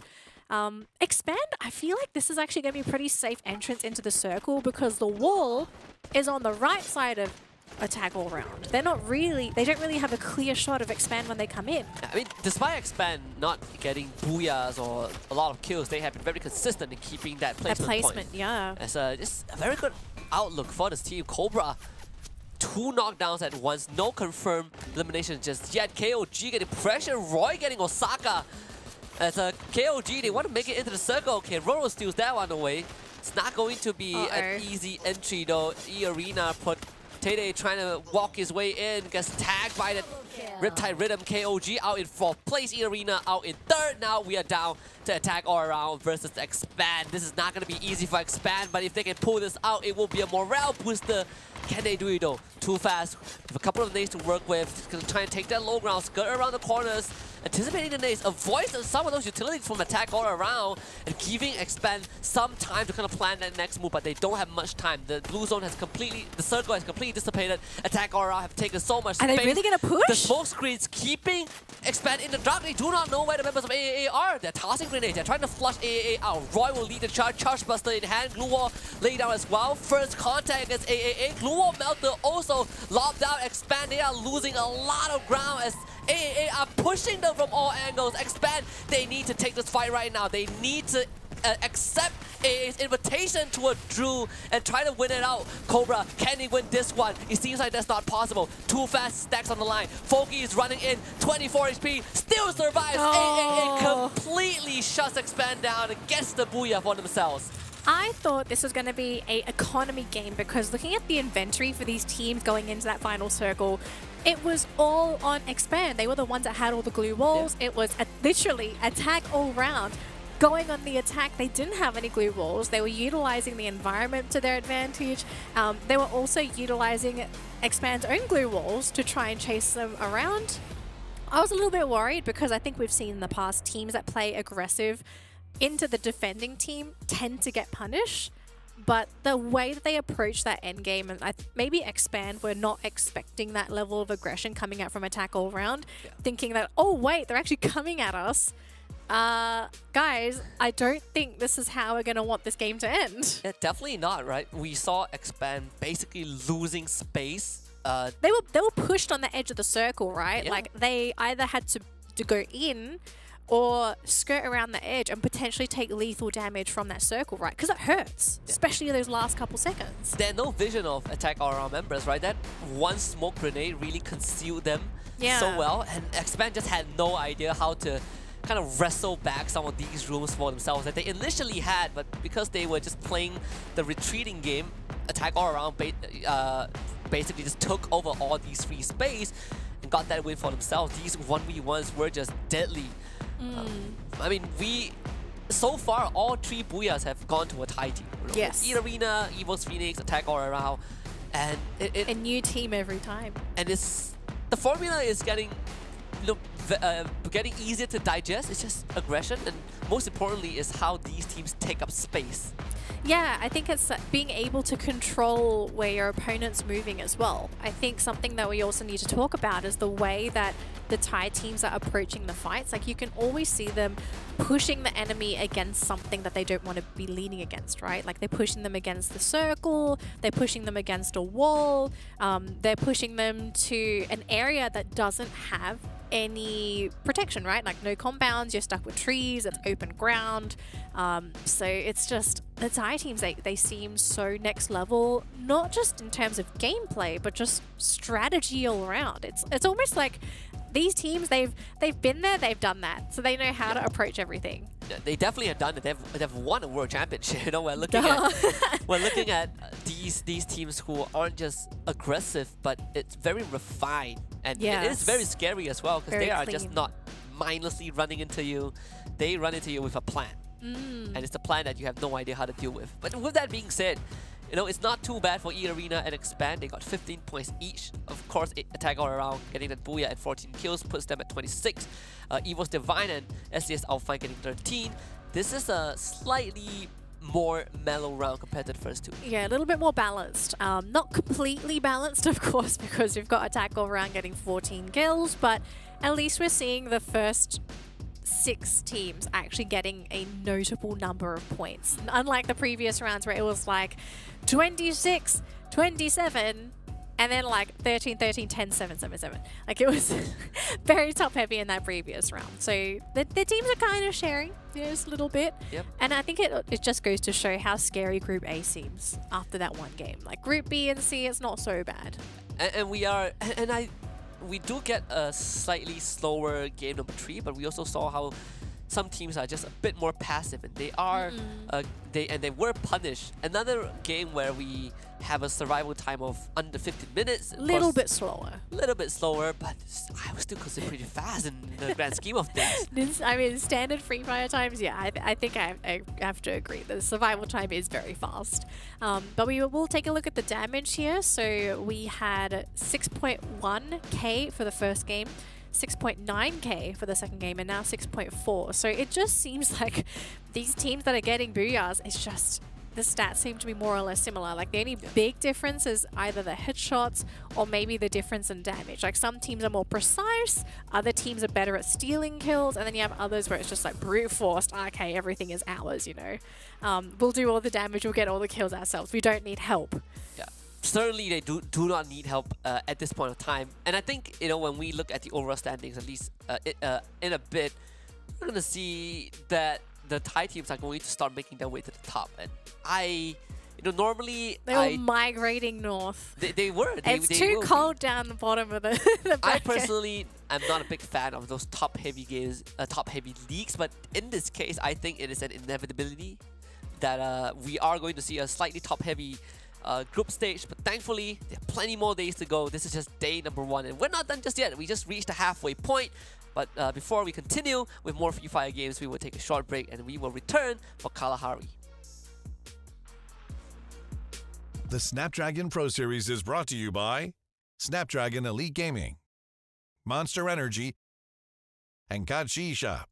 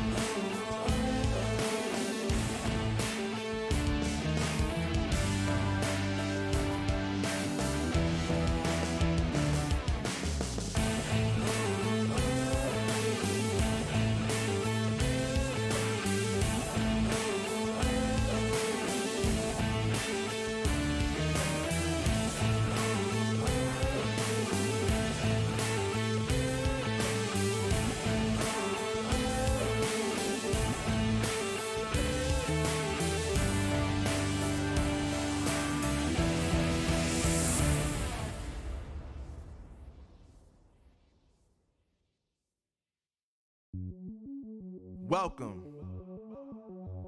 to the place where dreams come true. Where everything you want can be yours. If and only if you're willing to work for them. You're willing to hurt for them. But most of all, you're willing to be first for them. Ha! Look, I'm going straight to the top. I don't know how I would stop, like it or not. I got some goals that I'm hitting. You hear what I'm spitting, it's hot. Look what I got, whole lot of passion and pain. The road to success is insane. Stay out my lane, cause I'm on a mission. I'm getting what stands in my way. Yeah, I'm a beast, I wouldn't play with me, baby. The way that I'm training is crazy and I do it daily. You wanna talk about drive? I got more drive than Mercedes, I've never been lazy. I'm in the room, it's a red alert. You wanna compete, well get better first. I got 10 toes in the dirt, push through the hurt just to show them my worth. I'm the best. Yeah, I'm the best. I never stress. I know what's next. I'm who they test, like we playing chess. But I'm unimpressed, so now let me flex. Ha. Yeah, I'ma work through the struggle and hurt, cause I know my worth, and I gotta be first. Ha. Yeah, I gotta be first. Look, I don't want anyone's sympathy. I understand what it's meant for me. I give my focus and energy. If it's meant to be, then it's meant to be. But mentally, I'm undefeated. They hear that and say I'm conceited. Like there's no reason. Like I don't beat them and come back again just to teach them that when you work under pressure, you reach higher measures. They'll try and bring you down, but you cannot let them, and only get better and focus on cheddar. Eye on the prize and you'll become a legend. Like, when I'm in the room, it's a red alert. You wanna compete, well get better first. I got 10 toes in the dirt, push through the hurt just to show them my worth. I'm the best. Yeah, I'm the best. I never stress. I know what's next. I'm who they test, like we playing chess. But I'm unimpressed, so now let me flex. Ha. Yeah, I'ma work through the struggle and hurt, cause I know my worth, and I gotta be first. Ha. Yeah, I gotta be first. They don't know what's gotten into me, how'd I turn pain into energy. Through all the struggle and hurt, remember my worth, and that's why I gotta be first.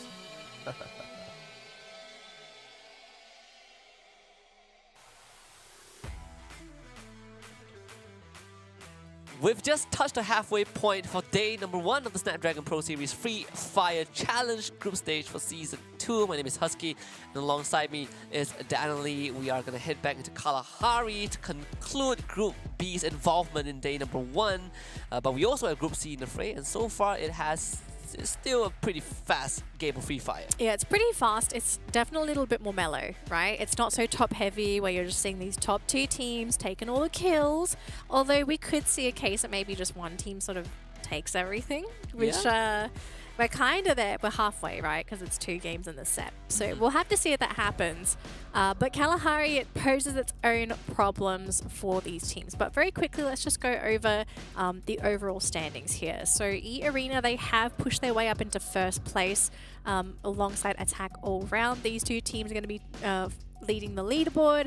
EVOS Phoenix going to be pushed down to 3rd place. Now keep in mind, EVOS Phoenix, they have only played 2 games, whereas EARENA and Attack All Round, these teams, they have played 3 games so far. So they've got 1 more round to go, and then they're going to lock in their points for the rest of today.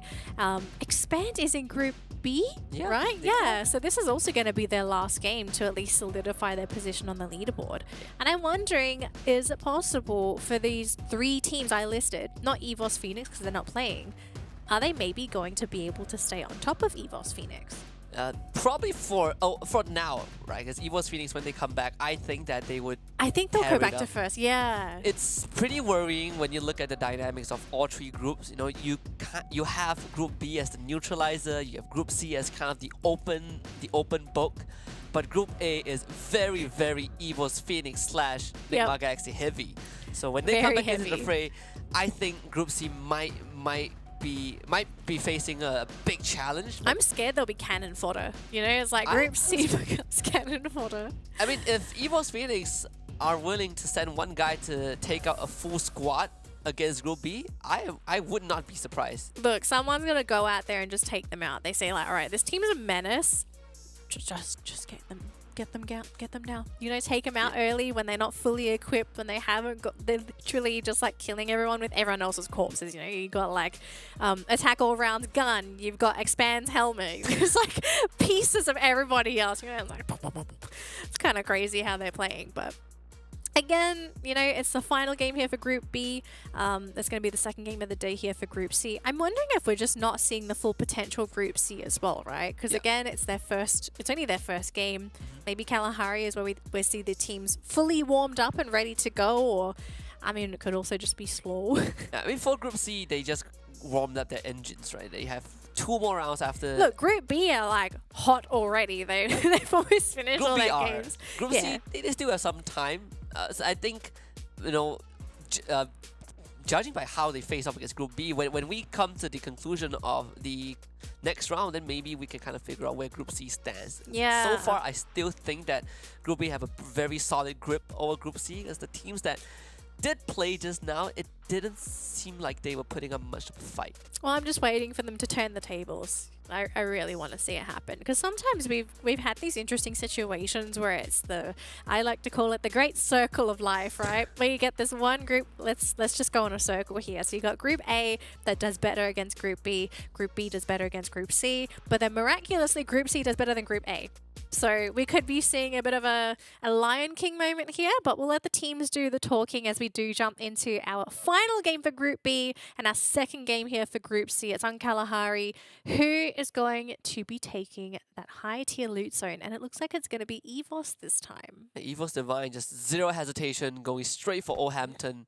And they answered the question of will they drop the same place as Dewa? Not this Apparently, time. Not this time. Yep. We get a circle that is towards the eastern side, and Oh, Farang have already Farang. lost 2 members and is up against Dewa. While EVOS Divine didn't take on the challenge, but Farang certainly did.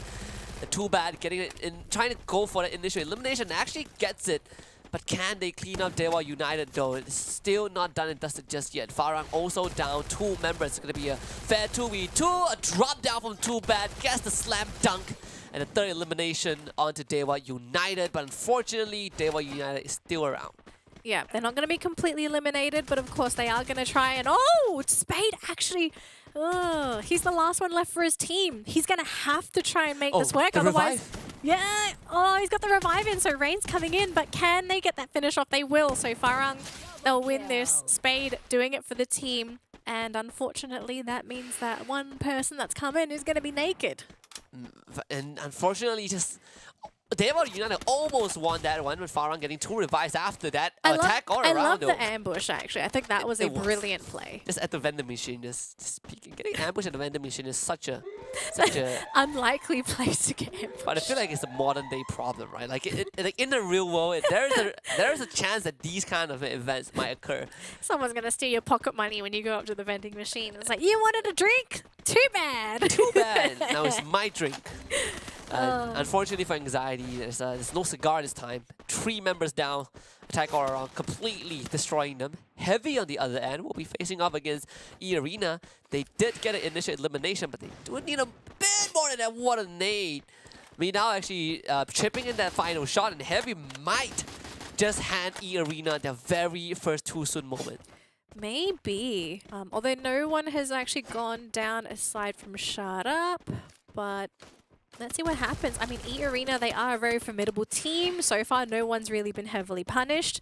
It might actually be Heavy to be punished here as oh, they got clear shots on one of the players. They don't quite get him down, but everyone's still looking very healthy here on EARENA. Can Heavy get this knockdown? Limit is basically by himself. This is not going to be easy for Limit though. He's going to try and challenge this one, but unfortunately, it's not going to work out. Buddha getting an easy knockdown. Orgus also surrounded. Buffalo and Tom XC going in for the finisher. The last one member for EARENA slipped away into the shadow, so EARENA are still in the game. Was he on a revival point pro today? I think so. He was pretty far from the team. I think he is. Might be. We'll take a peek hopefully and see where he is. But his team did go down. I mean, ultimately, this has been the story for some of these teams, right? Like, they either do terribly in the fight, someone slinks away, and then all of a sudden everyone comes flying from the sky. Yeah. I mean, Heavy, some of the players on Heavy have been around for a very, very long time. And Pudai is one of them. He's been with Heavy for quite a while. Scepter, Tino, just from a long range, downtown, taking down Bio. Easy cleanup. Easy kill, easy win. Very easy. Very easy.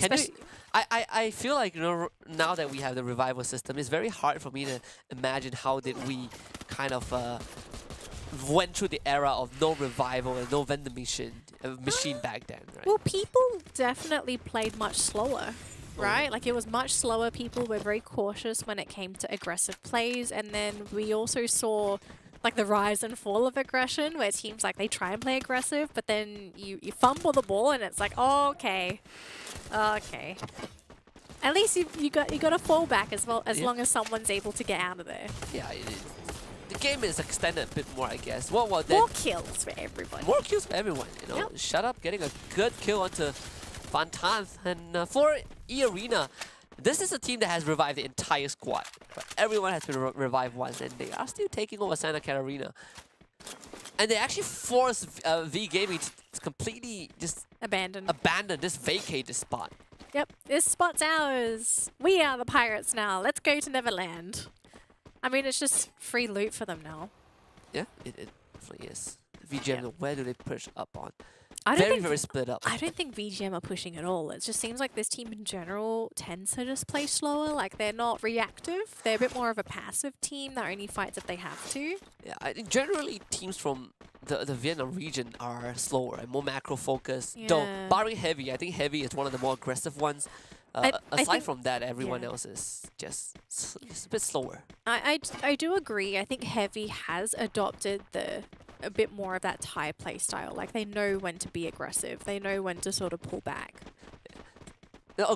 Being aggressive used to just be an optional thing, but I think right now, like, knowing how to be aggressive effectively is picking your battles. It's such a plus point.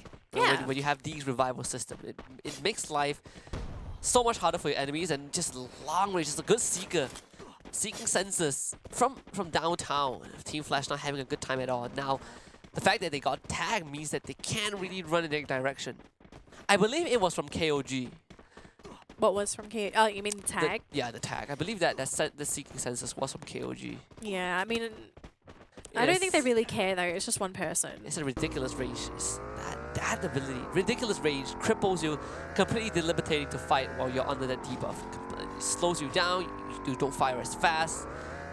It's a very annoying debuff to have. All right, so we are looking at a bit of a slower game this time, right? First Kalahari game we had, everyone just sort of dropped like flies. With 11 teams left, what a surprise! Everyone's brewing. You know, they're making some wine. Wine's not here, but everyone's making some wine. They got to see who makes the best wine. You got to bubble it up a little bit, let it mature. And looks like EARENA is going to run right into Heavy. I'm actually a little bit worried here. I don't think Heavy mechanically is on the same level as EA. I mean, Heavy was caught off guard. Limit got a snipe that caught Heavy completely with the pants down. They were not ready for this. Shut Up is here for the slam dunk. That's the time turner just to buy a bit of time, but EA, they have Heavy completely surrounded. Shut Up will give his life up for this, but it is a trade nonetheless. Orgus will kind of tap in, and then Shut Up will be brought back up. Heavy only down to Buffalo. Unfortunately, the rest of his team is down. Buffalo himself is getting rushed. And look at this double. Desert Eagle in hand though. The revolver. At least getting a kill for himself, but Buffalo needs to get out of this. Not much blue walls to work with, and 3 angry members of EA running after him. He will have a bit of solace, at least for now, but he will be forced to fight. EA surrounding from all angles, and Heavy will drop.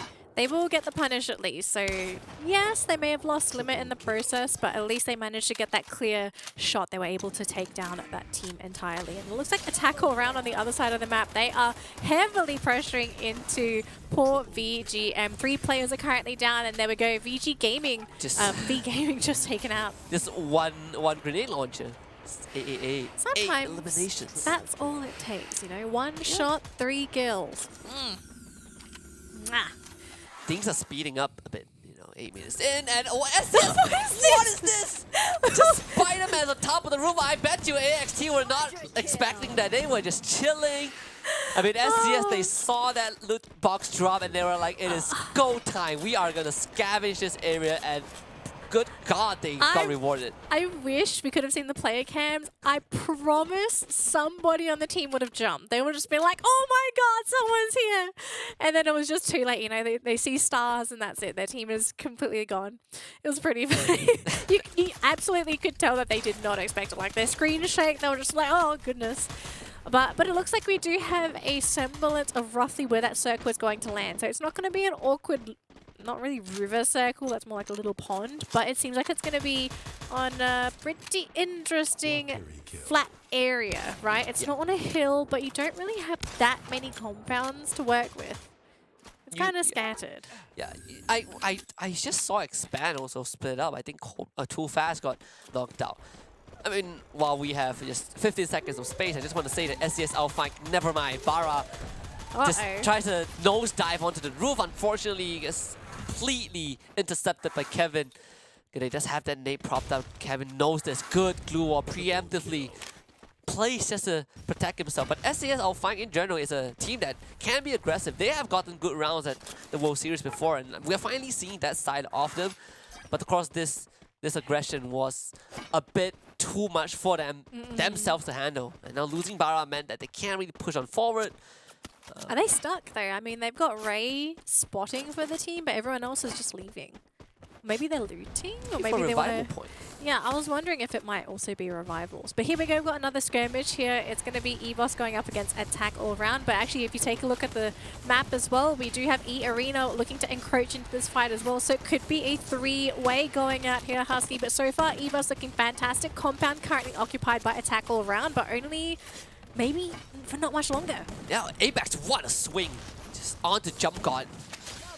It's going to kind of even the playing field a bit beyond getting ambushed from behind, Attack all around. We're down to just 2 members. Can they survive this onslaught of not just from EVOS Divine, but EARENA also joining in from long range. And Kiroro, yeah, back is exposed. Oh no! Stan 13 getting that snipe. EVOS Divine, 2 versus 1.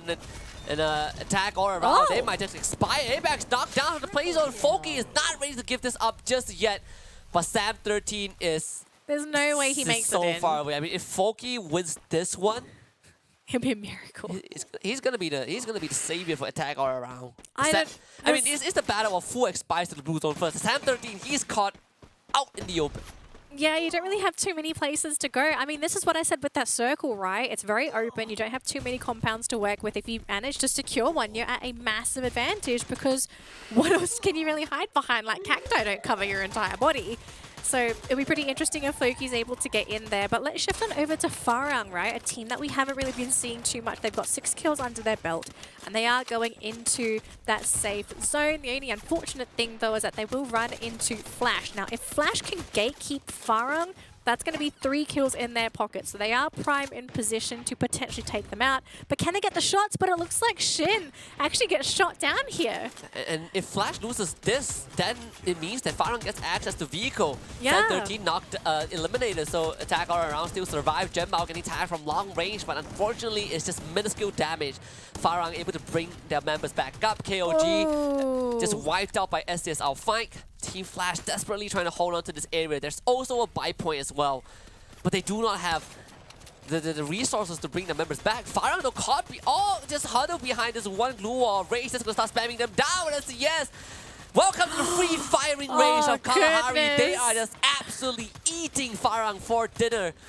And there's nothing that FARANG could do. Expand suffering the same face, but in the hands of EARENA, and Roy stands no chance. Look at that, the open ground. I mean, we're already seeing teams just dropping like flies because they have to make that naked run through the desert. FARANG goes down as well. Down to our final 4 teams. And look at SES. This team is blowing up. 13 kills under their belt so far. 12 players still alive. And somehow Folky is still alive. What? Okay, he's dead now. Yeah, Limit has just found it.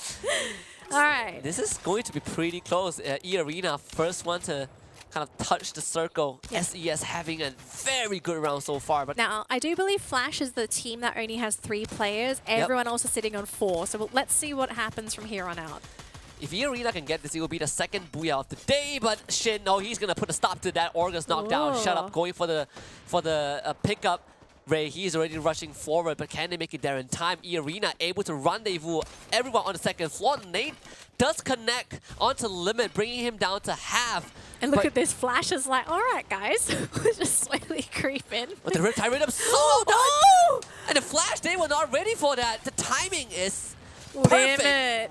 EARENA is keeping it alive, and now it's between them and SES. ALFAINK, the grenade getting thrown out. Ice grenade, Glue Melter. They're taking out all the defense mechanism of SES. ALFAINK, Bara with the charge buster, finding shut up. Limit takes down to the nade. EARENA might not survive this though. Organs last man alive, and SES ALFAINK does it. No second booyah for EARENA, and Indonesia now puts their name on the board. Finally, we're starting to see some of these other teams come up onto the board, take these booyahs away from Thailand. They've had too much. They are engorged on all of these kills. And I mean, you can see the players, they're super excited, very energetic. Right after that, straight away, going to be celebrating. Maybe someone going to the toilet, who knows. Some of us play differently when we're busting to go. I know for a fact that I play worse when I need to go to the bathroom. So, that's why I'm not a competitive player. But congratulations to SEF ALFAINK. I mean, these guys had a fantastic game. They had 13 kills, 12 or 13, and there was still 11 players on the field. I mean, they had a heyday.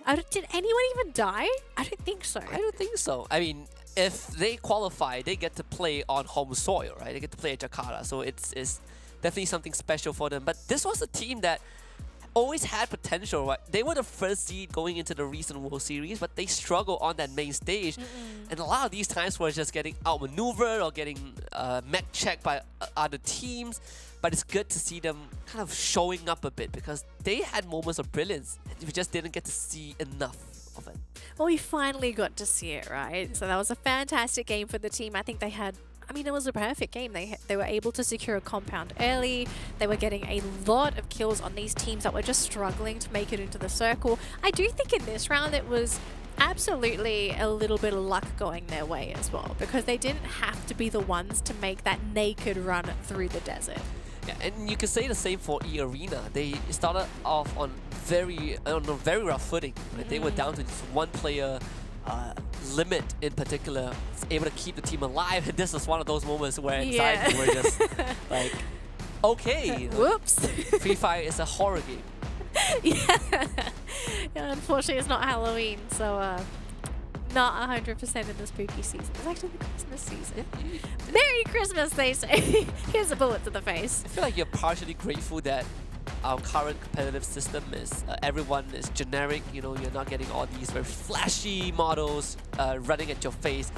But the final moments is perfect. I mean, SES just had everything down to a T. It really felt like EARENA had no way to deal with SES, despite having a compound to work with. But that compound was a bit of a double whammy, right? Like that was the reason why the team just literally disappeared. Just could not do anything. All these utilities being utilized. SES ALFAINK so far has set the record for most points garnered in a single round. Most kills as well. Most kills as well. 29 points. But EARENA, you know, judging by such a underwhelming start to the round, they finished second with 20 points. They make the comeback happen. They even got 11 kills under their belt as well. I mean, this team, they know how to come back from that brink of elimination. Just absolute top class of a team, and I think this is a great way to end the day as well, because we have to remember EARENA, they're in Group B. This was their final game of the day. I think if anything, if you're able to remain consistent, which they have, this is absolutely a top 3 team. If anything, I think EARENA high contention for top 2. Top 1 could be questionable. It sort of depends. Yeah, but well, is this the last round for for the teams of Group B, right? So EARENA, Attack All Around, I believe Team Flash, Anxiety, Dewa United, and Expand. They can kind of close up shop for the day. And we're gonna bring Group A back into this, and this is where we really get to see the discrepancy. Like, how is there a big gap between A and C, or maybe it's gonna be closer? But we gotta take a look at the team that got the booyah just now, SES ALFAINK. And currently the best team from Indonesia. Look at just the an damage. absolute brawl, just decimating the entire battlefield. 40 minutes of non-stop action from SCS ALFAINK, just mowing down every single enemy they see. I mean, this is probably the perfect way to describe a team that's just run and gun. You know, you go in, you're getting all these shots, you're getting all the kills. I mean, they only got, is it 4 more kills, I think, than the highest average up until this point. And they've already managed to bump up their kills by about, I want to say, 2,500. Yeah, this is, and sometimes when you have these kind of rounds where you are just in the flow zone, you are just running through every team, and it could be those rounds that give you an edge, right? Moving down the group stage, but no, it happened on the 4th round of day number 1, so there's plenty more to come. But if we've already witnessed this from a team like SCS ALFAINK, I think down the road we will get more chances to see them do it again. Well, we've still got 2 more games to go. So if anyone's out there thinking like, oh, are the games done? No, we still have 2 more to go. So we are going to let the players prep and get ready for this next upcoming matchup. It's going to be Groups A versus C, and we also have to say goodbye to Group B because they are done for today. But before we go for our quick break, we do want to give a quick mention to our wonderful sponsors. Firstly, to Snapdragon Elite Gaming for putting this tournament together. This is Season 2. This is the 2nd time that we've run this, and if it wasn't for them, we would not be nurturing all the talent in Southeast Asia.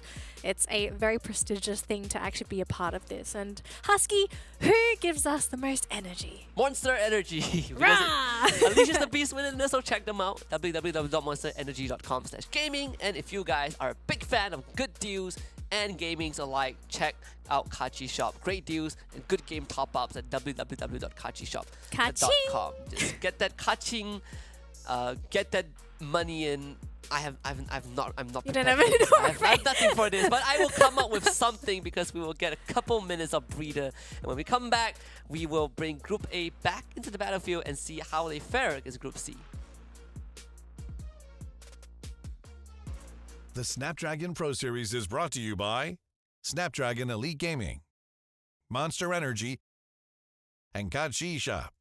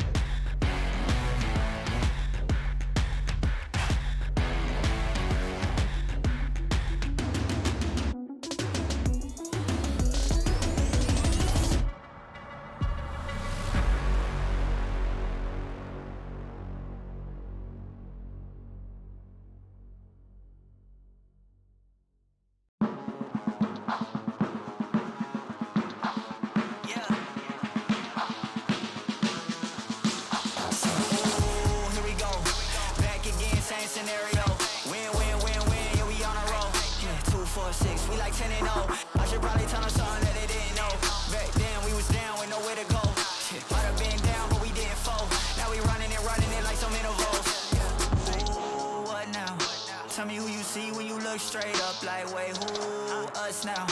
What you gon' do when we pull up on you like, ooh, touchdown. You already know what it is when I come through you. Ooh, shut down. Say, ooh, shut down. Say, ooh, what now? Tell me who you see when you look straight up like, wait, who? Us now. What you gon' do when we pull up on you like, ooh, touchdown. You already know what it is when we come through you. Ooh, shut down. Ooh, shut down. Ooh, give me that crown. I need that now, right now. Ooh, don't make a sound. It's my time. You hear the crowd. Hey, we need that rain. Me and my team. Deja vu. This here a dream. We done all seen 100 times over back when we was just teens. Now we going dumb. Told them we the one. They would count us out. Now we counting up the funds. Now without a doubt, they we throwing other ones. Like they was always rapping. I believe them if you want. Now they show love. Came with a dub. It is what it is. It isn't what it was. They all love to hate when it don't work out. Tell you that they always been down when it does. Look. Say, ooh, what now? Tell me who you see when you look straight up. Like, wait, who? Us now. What you gon' do when we pull up on you? Like, ooh, touchdown. You already know what it is when we come through you. Ooh, shut down. Say, ooh, shut down. Say, ooh, what now? Tell me who you see when you look straight up. Like, wait, who? Us now. What you gon' do when we pull up on you? Like, ooh, touchdown. You already know what it is when we come through you. Ooh, shut down. Say, ooh, shut down. Say, ooh.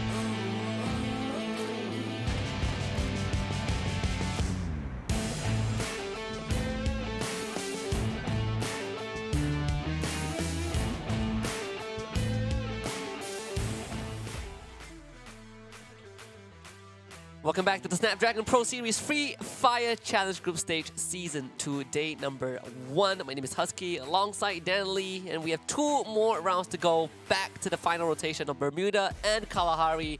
So we wave good night to Group B, and we bring Group A back to take on Group C.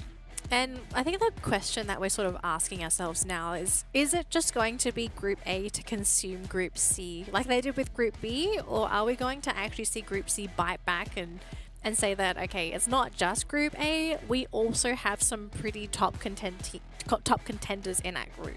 Hopefully that is the case. We saw SCS ALFAINK kind of pull out a very impressive round, and that was against Group B. Maybe if they can replicate similar success against Group A, then we would have kind of the savior for Group C. But for now, EARENA stands at the top with 74 points. Attack All Around in second with 69 points. But these 2 teams have concluded all 4 rounds for today, so it's not a definitive picture of EVOS Phoenix's capabilities yet. They will prove themselves. They have 2 more rounds to do so, but this is the standing so far.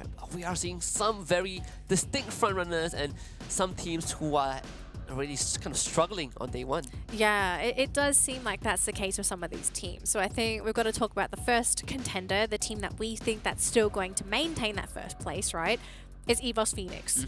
After 2 games alone, they were able to accrue 49 points. Now, assuming they have the next 2 games end in roughly the same fashion, so it's about 20 something kills, they're going to easily take first place away from EARENA. Yeah, and if you look at the average points that EVOS Phoenix got per round, it is definitely not It's 24, difficult. 25 actually. Not difficult for them to land 100 point by the end of the day, right? That is actually Yeah. possible. I think it is possible. It's EVOS Phoenix. It's EVOS. So there's definitely possible. But of course, we again have to wave sayonara to Group B. And now we get to look at Group A back in fray. If you guys are wondering who Group A consists of, these are the teams: Axis Esports, EVOS Phoenix, First Rate Eclipse, MDH, NIGMA Galaxy, and last but not least, Sem9. Yeah, so I think we got to point out some of the big front runners that we're sort of looking at here, right? So for Group A, of course, it's going to be EVOS Phoenix, but would we actually say NIGMA Galaxy is sort of a big team? Like we didn't see them shine, but they were absolutely present in those first two games. I think NIGMA Galaxy is still one of the big contenders, but this is definitely, you know, a slower start for them.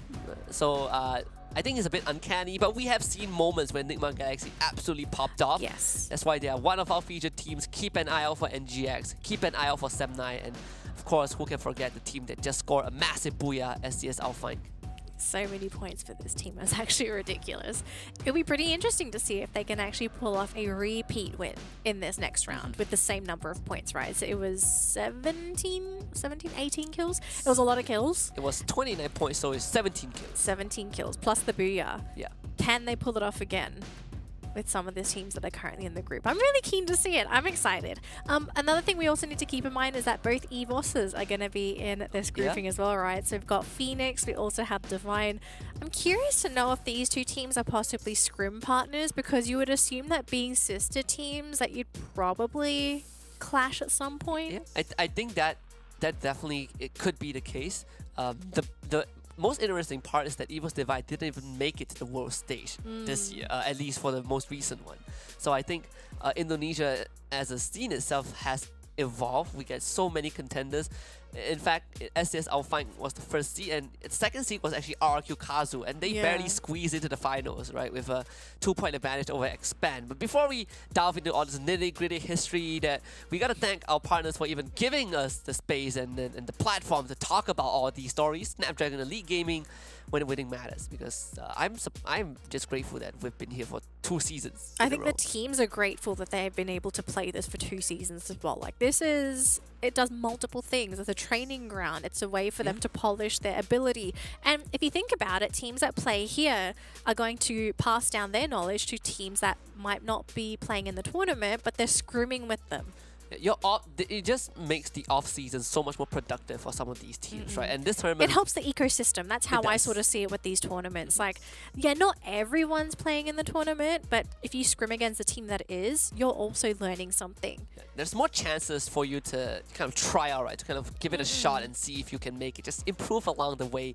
And of course, the pinnacle of the challenge stage is Jakarta. The finals for this tournament is going to be happening on 4th and 5th of February 2023. We're 3 months to this. Actually, well, less than 3 months to this date. So it's actually 2 months if you think about it. It's early February. It's already like what, the beginning of December? Mark it down in your calendars. Cancel all your plans on that date. Nothing is more important than Jakarta. So just be there or be square. Be square. But of course, before you be square, I hope you're loading up your guns and your bullets, because we're about to jump into our 5th game of the day. Game 1 for teams in groups A versus C. Is it just going to be the same old teams flexing on the competition, or are we going to be seeing a new name pick up that booyah? Because so far for today, we have not had any repeat booyahs. We've only had teams pick up a single booyah apiece. But I think this round in particular probably has the highest probability of seeing a repeat. EARENA came pretty close, shut Very down close. towards the very end, but I agree, Danny. I think we these last 2 rounds we have a high chance of seeing a repeat. I mean, EVOS is a team that is very, very prone to getting repeat booyahs because of how they were just ahead of these all the teams that they played against. We've given a lot of praise to these teams, but I kind of want to zone in on MSP.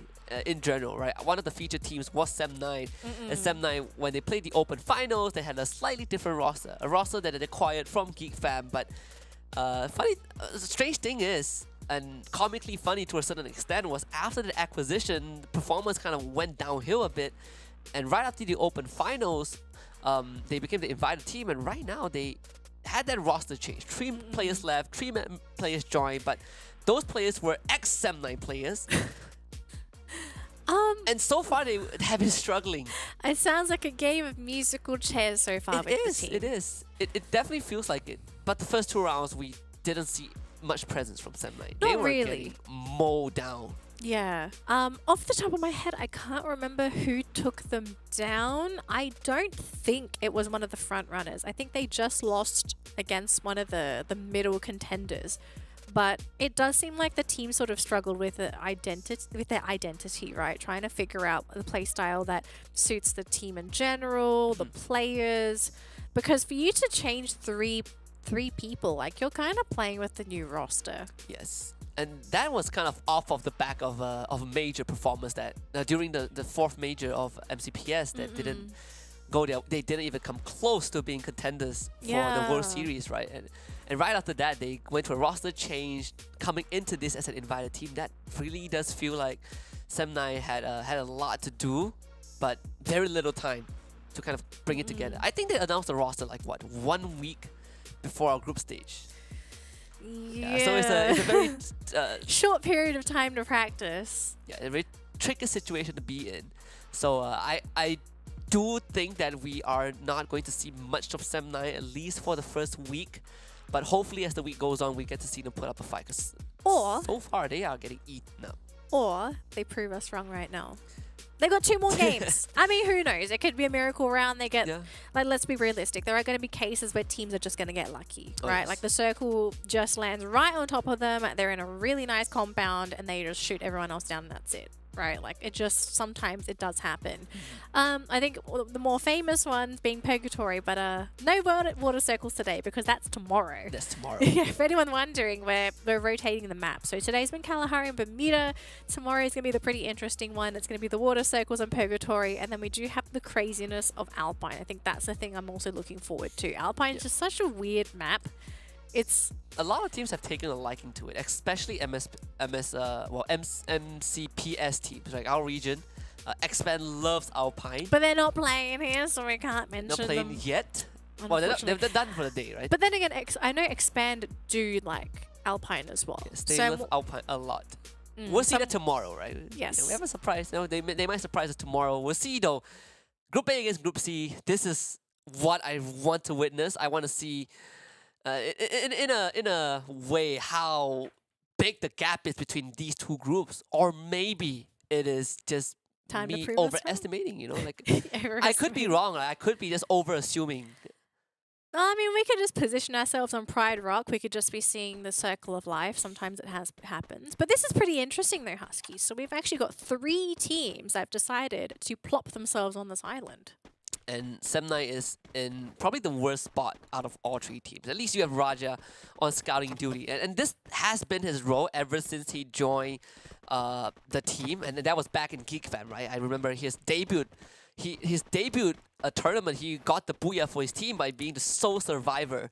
But he's also kind of just that neutral point for the squad. He's not the most outstanding player, but he can kind of hold it together. He's so close. I'm actually... I don't know. I'm a bit nervous for this guy. I'm not even the one playing. I mean, Sem9 are making a lot of noise. Raja is holding put. There's a lot of info being relayed to the rest of the squad. He's gone back to the team now. But I don't think anyone spotted him. So thank goodness. He just gets out free. I mean, he just looted it for free. Oh, super lucky. Wow. Very, very crucial for him to get out. But EVOS Divine will just found FR. And there's nothing the Lozzie could do. Completely alone. Rest in pepperonis. Although there is a team coming in from the top side there, Husky. Yeah, Speed Gaming on the horizon. EVOS Divine. There's only 2 members here at Katalistiwa, but if they can get those isolated fights, there is a good chance that they stop this assault right now. Bingsu showed himself. Oh. The Glue just to cover up that potential peak angle. Grenade. Oh, it doesn't land. They're really rushing him. Bingsu is kind of getting trapped up there. Here's the Glue Wall. He's trying to call the rest of his team in, and if he can buy time, maybe they could end up punishing EVOS. Divine Mr. 05 getting challenged. Turns the corner, is a crossfire from V Gaming, but ABAC still around. He's tagging, he's lighting them up on fire. Bani is gonna go down. ABAC still pretty healthy, running around the building, and now he might get those isolated fights. Bingsu doesn't have much utility to work with, no health, no medkit to keep himself alive. The grenade getting thrown up. Oh my A goodness. peek from ABAX. Now he also sees Van Tan glue wall to buy a bit of time. ABAX has no glue wall and doesn't have much ammo to work with. V Gaming really want to shut this show down right now, but ABAX is keeping himself alive just for a bit longer. Thankfully, Van Tan kind of saves the round. But look, Mr. Five is actually going to be coming into this, and he goes down as well. He was hoping that he would maybe be able to get those pistol shots in, but just no can do, unfortunately. And we are going to be shifting over here to MDH instead. We're currently sitting outside the circle, but what are these shenanigans, Husky? I mean, be honest, yeah, he is done. Right. Sam 13 knows it. Sam's like, I'm out, guys. I'm going to revive you again. We'll try again next time. KOG has been knocked out, I believe. Yeah, they have been eliminated by MDH. Pretty interesting, actually. I was expecting King of Gamers to play better. I think it's also because of where they drop, right? They were right on the edge of the cliff. It's either the ocean or MDH. Okay, I think Uh-oh. Boy was trying to see if he can catch up to Sam there, but he isn't going to find anything. Now, we'll be able to see what some of the other teams are doing here. So Farang are going to be sitting nice and comfy on the edge of that circle. Heavy is on the outer side, and they could be gate kept by Farang if they're able to get spotted. I think Spade has seen them, so Farang are pretty aware that the Vietnamese team is here. I'm wondering, what do you even do if you're heavy? Because you're kind of stuck here. Like, I think you got to move. Yeah, I think you got to start with eliminating the flank. And then the guy's going to be Gembar. He has just revealed himself by taking a couple of pot shots at the heavy members. And if heavy knock him down here, that's actually going to be a free kill because no one's close enough to get a revive. They're trying to rush him, and you can see that Gembar knows it. He is trying to get away. But he's baiting. And it's going to be like towards him. He has a glue wall to work with, but the FARANG members are not in a position to back him up. Spade gets sniped in the meantime. Jembao left out to dry. The support is not there.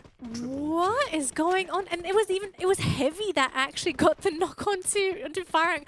That is bizarre. It should have been the other way around. It should have been Farang to get those knocks on the heavy. Oh my goodness! If I was Farang, I think I'd be pretty disappointed with how that all sort of turned out. I can see the concept, right? You have that one person go in as bait. You flush them out because they get excited, thinking that they get the kill. But heavy, they just played it fantastic, and getting that knock on the spotter, super important. And the best part is that they were aware of where Spade was. They even got the elimination on him. Yeah. The rest of Farang, they are just gonna They're bailing. bolt out of there. This is not a fight that they can win. Just go, just get in that circle, just leave. Man, Heavy's will be so happy with that. So happy with how that fight went, though. Like, they've got free reign on this compound. They're just going to continue looting to see if they can upgrade anything or at least pick up some better stuff.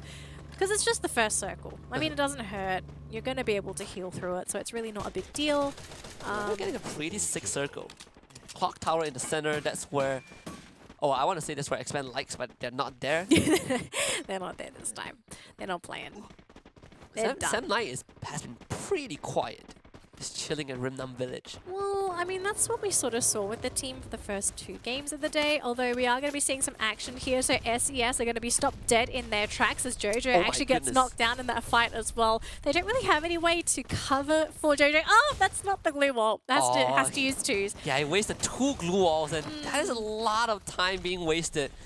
We set up a bonfire, a campfire, and unfortunately I think this is light stuff for SCS unless they can pull up a miracle. So much ice grenades. I mean, First Raiders finally putting their names on the board, getting some action going, and they do have the numbers to work with. SCS, ALFAINK doesn't stand a chance. No chance for that back-to-back booyah for the Indonesian squad. Very unfortunate. I think the Indonesian fans will be pretty upset with that one, but great play there coming in from FR. I think they just did a fantastic way of just flanking, they covered all angles, they couldn't really move. SES were pincered inside that building, and they just converged on them and were able to get that pickup. We are going to switch on over here to NIGMA Galaxy, who have actually run in and are engaging into MDH. This should be a pretty easy pick, and yeah, they even get the team elimination. So that's going to be 4 kills for NIGMA Galaxy. Well, just pretty easy. Yeah, MDH tried to at least, you know, cut that point by 1 by expiring to the blue zone, but NGX is not going to let that slide. Yep. Not at all. I mean, they're 4 kills, Husky. All those 4 points matter, especially if you're trying to make it to that top 12. Looks like Heavy's going to be making their way towards that center of the map, actually flying right on top of VGM, actually wanting to share Catalysua for a bit. But they are surrounded by VGM members. I don't know if Heavy knows that. But VGM certainly does. I think they would have seen them actually fly in. Yeah. I mean, they're coming in from the top. So there's 1 knock. I think this is going to be bad news here, Husky. Buffalo is down. They need to at least secure a flank for themselves, secure a perimeter for them to work with. And of course, they would try to get a real run to it, but this guy has so many glue walls. Does he still have any? Ooh! And there's a nade! He put a landmine right there! He was waiting Heavy to walk right into it. This guy is an absolute master at guerrilla warfare. Heavy just walks straight into the death. What a play from Vantan. Did I just see? Oh my gosh, that was brilliant. That's a highlight right there. I'm calling it.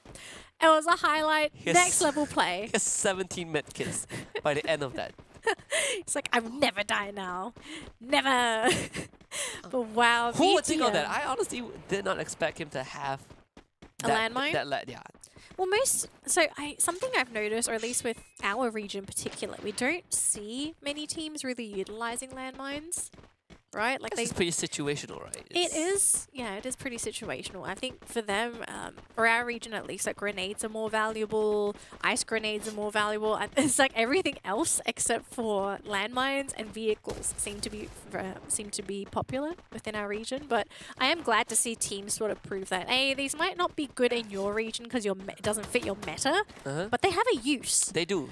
That's why they're in the game. And you surprise people with them, and it's there we go. We rarely see smoke grenades, but we did see the application by attack all around. And it was perfect. And it was perfect. You got to utilize every tool given to you. VGM, they are on a roll right now, and they have effectively kind of split the battle line of EVOS Divine. Now he's more capitalizing on that. Sam 13 is kind of run after the members of VGM. Those grenades, what a flank. Boite knows exactly where to look. Beyond is out of this fight. VGM is still going. Abax, he's prone down. Oh, does Binsu notice? He guesses right. Abax getting challenged. The Blues are pushing in. Binsu wins that one.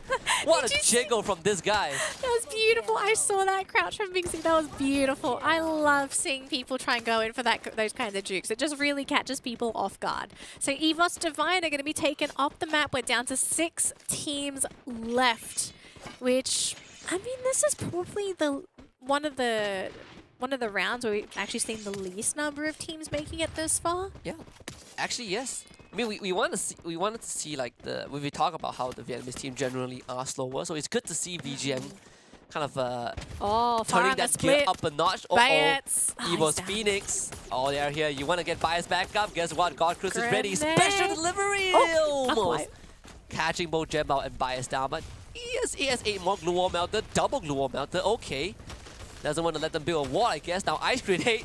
Yeah, they're in a world of pain. God Cruz is like, yeah, I'm ready. I'm done. Yep, just run straight up. That's 1. That's 2. Farah, no chance. They probably knew that they were going to die anyways, but they're just going to say, we're going to make it really tough for you. I mean, look at the other 2. I mean, they're also in a watchtower. It's fine.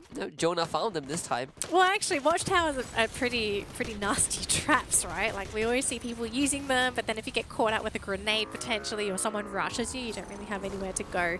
Look, if Jonah's able to 2v1 this, you got to stop using those towers. There it is. FARANG.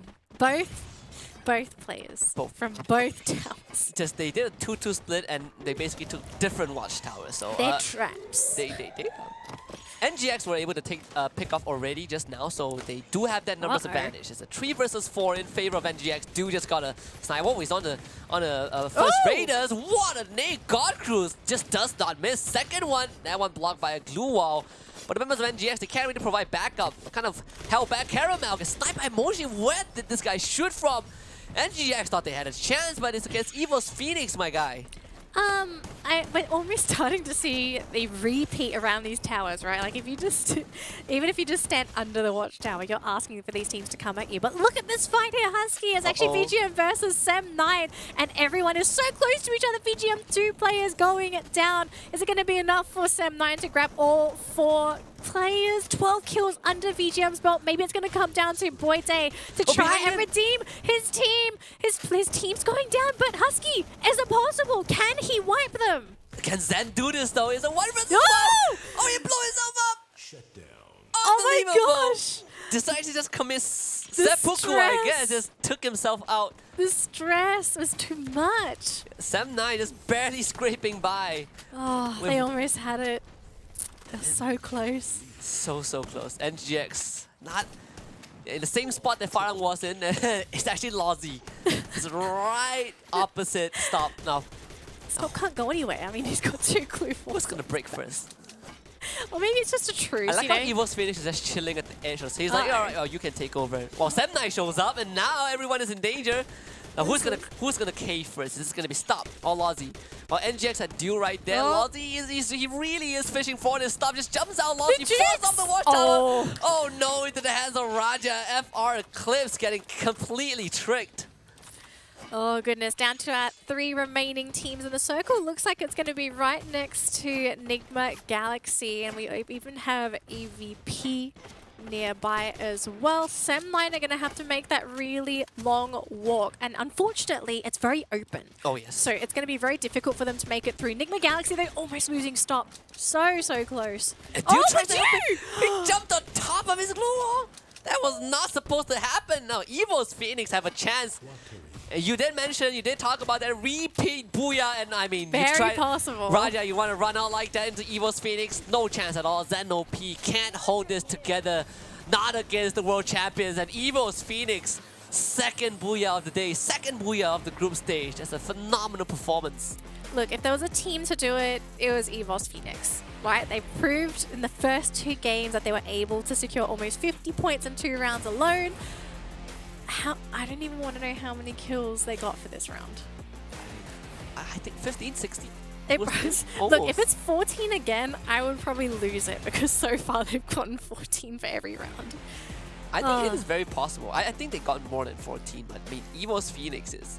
If I'm not mistaken, was it SES that actually had enough? There was a team that we were looking at that actually had quite a few kills under their belt. 17 for SES. No, not the previous round. There was one team in this round that was leading in terms of kills. I think they had like VGM. 12. Was it VGM? Yeah, it was VGM. I want to see how many kills we actually got for first place. I don't think it's 14. I don't think either. No, I think it's definitely less this round. Oh, you think so? I think it's more than 14. Well, you think they got more than 14? I think so. I think less. I'm thinking 12.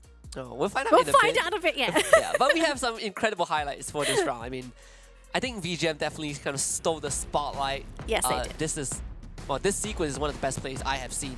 Oh, this is brilliant. I have to see this again. Look at this. Ready? There it is. Boom! No one would have saw that coming. Beautiful. I mean, no one expects them to even exist. It's like, oh, this is an item. Beautiful. But yeah, obviously VGM, they're just racking up those kills. Like they're 9 here. EVOS. Okay, so there's 4, 5, 6. I'm sticking to my guns. I think it's 12. Okay, maybe to me it felt more than that, right? Well, I mean, I don't blame you. For all we know, it could be 19, so we don't actually know. VGM 12. I think they got like EVOS. Honestly, this was way closer than I thought it would be. Yes. So they ended this with I think like 13, 14 kills, and it really came down to this 1 versus 1 where like I think VGM just cracked at the very last second. Yeah, I think they did as well. All right, so I'm 9, 13. That's 15, right? So he took down Raja. Yeah, I think, yeah. Hang on, is that there's 14? Yeah, it should be Yeah, 15. yeah, that's 15. Yeah, so 15. So that's actually one more than their average. Yes, it is. So yeah, 27. They are on their way to hitting the 100-point mark by the end of the day. I kind of feel like they'll miss it by a bit. Just by a bit. They They need like 30 something points if they're gonna get 100. now they started this round with 49. Now they get 27, so that's 76 points. Yeah, so you kind of need another round like 24. this. Yeah, it did another 24 points, so a booyah and 12 eliminations. I'm a bit worried though, because every time we see a team that pops off in their days, they sort of like just have that one game where you're like, oh, what happened? I feel like EVOS Phoenix is probably not that team. At least not for today, right? They shouldn't be, I think, unless they run into someone like NIGMA Galaxy early. Yeah. And both teams are just not really well equipped. So it comes down to skill rather than what you have. I am slightly worried for Axis Esports. This is the Yes. second round out of all the 3 rounds they played that they went out with 0 points. So this is very worrying for Axis Esports, and it's the only team in. I believe it's the only team overall that had an import, right? It's RAF from Indonesia. Yes. It's so far underwhelming. EVOS Phoenix, 14 minutes. We're getting 40 minutes survival time for the entire night. I mean, they are making the broadcast end faster. Well, for all we know, if the game lasts for 15 minutes, then you know it's a slow game. That's what We need have set to a new know. benchmark, right? Because we are so used to Standards, sir. yeah, Standards. we're so used to running out the clock, and right now, like these teams, they don't even wait for the game to end it. Okay, so I do want to mention we have some pretty big stat differences here, right? So the first time EVOS popped up on the leaderboard, I do believe they had about 6,900 damage. Oh yeah. So just to get one extra kill, they're doing 8,800 damage now. It just goes to show how influential they are in these fights. Like, they're not sitting there stealing headshots, but they're the ones doing most of the damage and getting that final shot. They're just dumping utility, right? It's all these nades. They are taking out glue walls. I think mechanically they just seem to be above the competition as well. Like, they're landing more of the shots. They're getting most of the crucial hits in. That's also probably another reason as to why they've been so consistent, right? Like, they haven't been punished for any mistakes because they haven't made any. And it's hard to punish them because you just get mech checked, right? And this is a team that is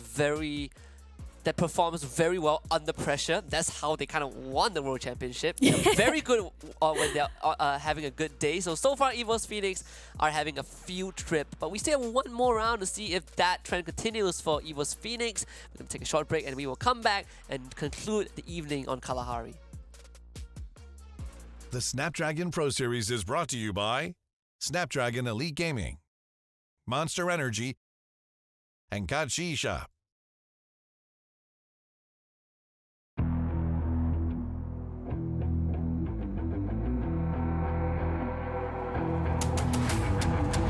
I gotta get it, I'm on the mission, snap any minute, casually when it stop tripping on me, stop dissing on me, yeah, I got a dream, can't take it from me, my fire's burning, now I'm always learning, tell me where to go, man, I'm on a journey, yeah, I can't explain it, I get excited, keep it 300, King Leonidas, strap in, cause it's gonna be a long ride, working on me every single day and night, there comes a time when your worlds will collide. If it's holding you back, push it right to the side. Ain't got no time for no fear. I work too hard to get here. Ain't got no time for no fear. I work too hard to get here. I don't got the time, put me in, coach. I've been going hard, time to let it show. Everything raw, give it to me now. Let me have the spot, man, it's going down. Gotta get it here, I don't wanna wait. Take what I want, then I go train. Gotta get a win, I won't lose the game. This is my year, I ain't gonna break. Strap in, cause it's gonna be a long ride. Working on me every single day and night.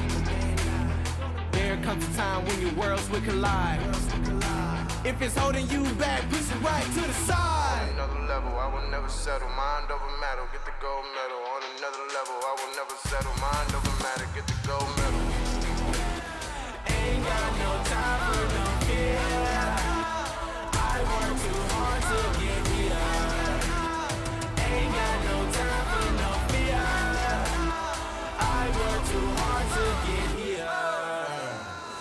On another level, I will never settle. Mind over matter, get the gold medal. On another level. I will never settle. Mind over matter, get the gold medal. On another level, I will never settle. Mind over matter, get the gold medal. On another level, I will never settle. Mind over matter, get the gold medal.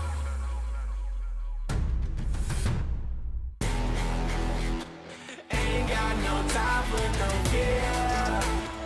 I work too hard to get here. Ain't got no time for no fear. I work too hard to get here. Ain't got no time for no fear. I work too hard to get here. Ain't got no time for no fear. I work too hard to get here.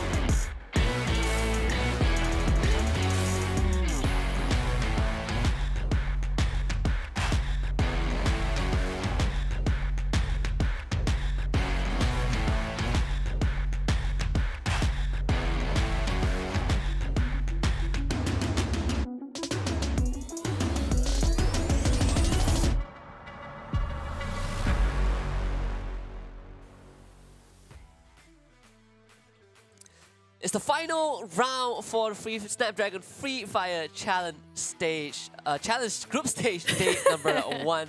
The night is ending, but not just yet, because we still have one more bout in Kalahari between Group A and Group C. Of course, I'm Husky alongside Danny. So far, EVOS Phoenix have been incredible, scoring their second booyah, and you're looking forward to see if they can score, get that hat trick. Well, I think they can. Like, the possibility of them being able to score that the magical trifecta, very possible. It just seems like they are above the competition. It's almost like they're on their own level. And everyone, there might be a couple teams on the cusp of joining them there, but after seeing the performance today, I don't quite feel, oh my gosh, one round and they're already in first place. I'm telling you, there's a good chance they make it to 100 points. I love how you say, like, it's a good chance they'll make it to 100. Right, they but I will. think, look, the most important thing here is that they're probably guaranteed a spot in the grand finals already. Well, yes. I think absolutely. it's very possible Yeah. already. So EVOS, pretty happy with themselves. I think they've locked their position. If they get first place for the group stage, it's pretty good too, because $30,000 dues. And okay, I don't want to say, I don't want to, make everyone sad or feel despair, but EVOS Phoenix just won almost $600,000 a week ago. Yep. This is just pocket change. You're like, $30,000, okay. Yeah, this is crazy. I just won more than half a million just a week ago, and now they're in a good spot to contend for almost more, right?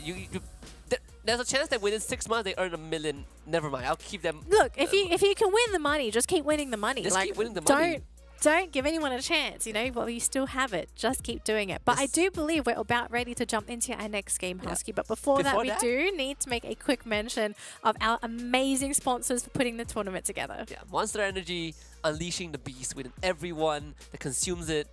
I can attest to that because I have done it many, many times. So check them out at www.monsterenergy.com/gaming.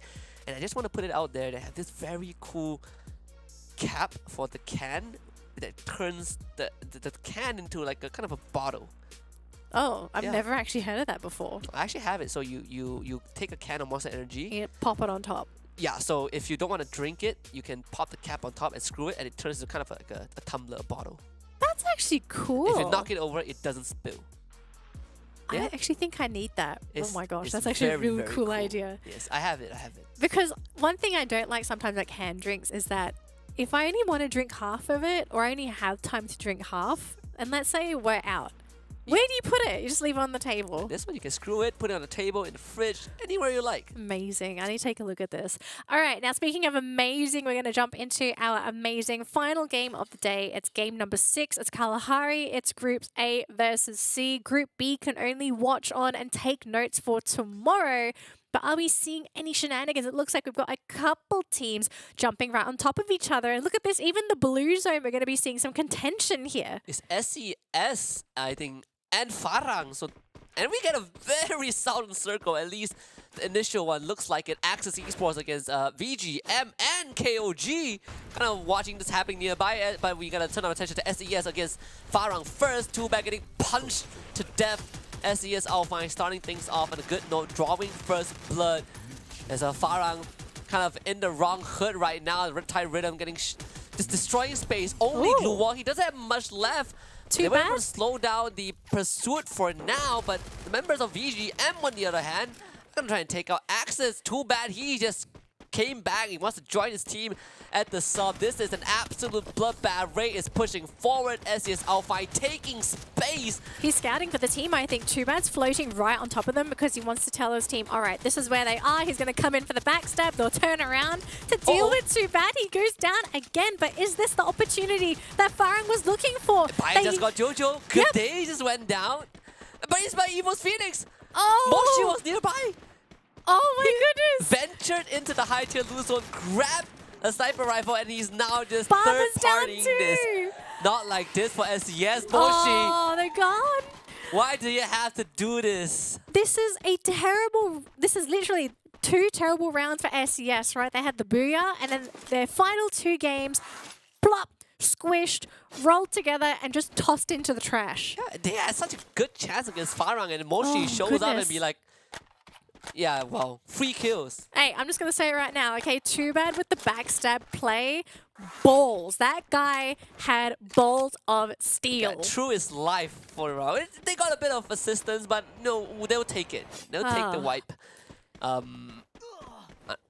mean, SES just such a sad way to go, right? They got a monstrous booyah, and the last 2 rounds were just... Stay hidden, Bayets. Don't move a muscle. This is unfortunate too because there's a revival point right there, but there's just too many bodies here. Yeah, they just it got taken over by a first raider, and those were the guys that took out Moshi as well. But I mean, EVOS Phoenix, they've done this a few times. They will just bring him back. How long can Bias stay put? Well, I mean, there's 2 teams there. It's an area that you normally don't check.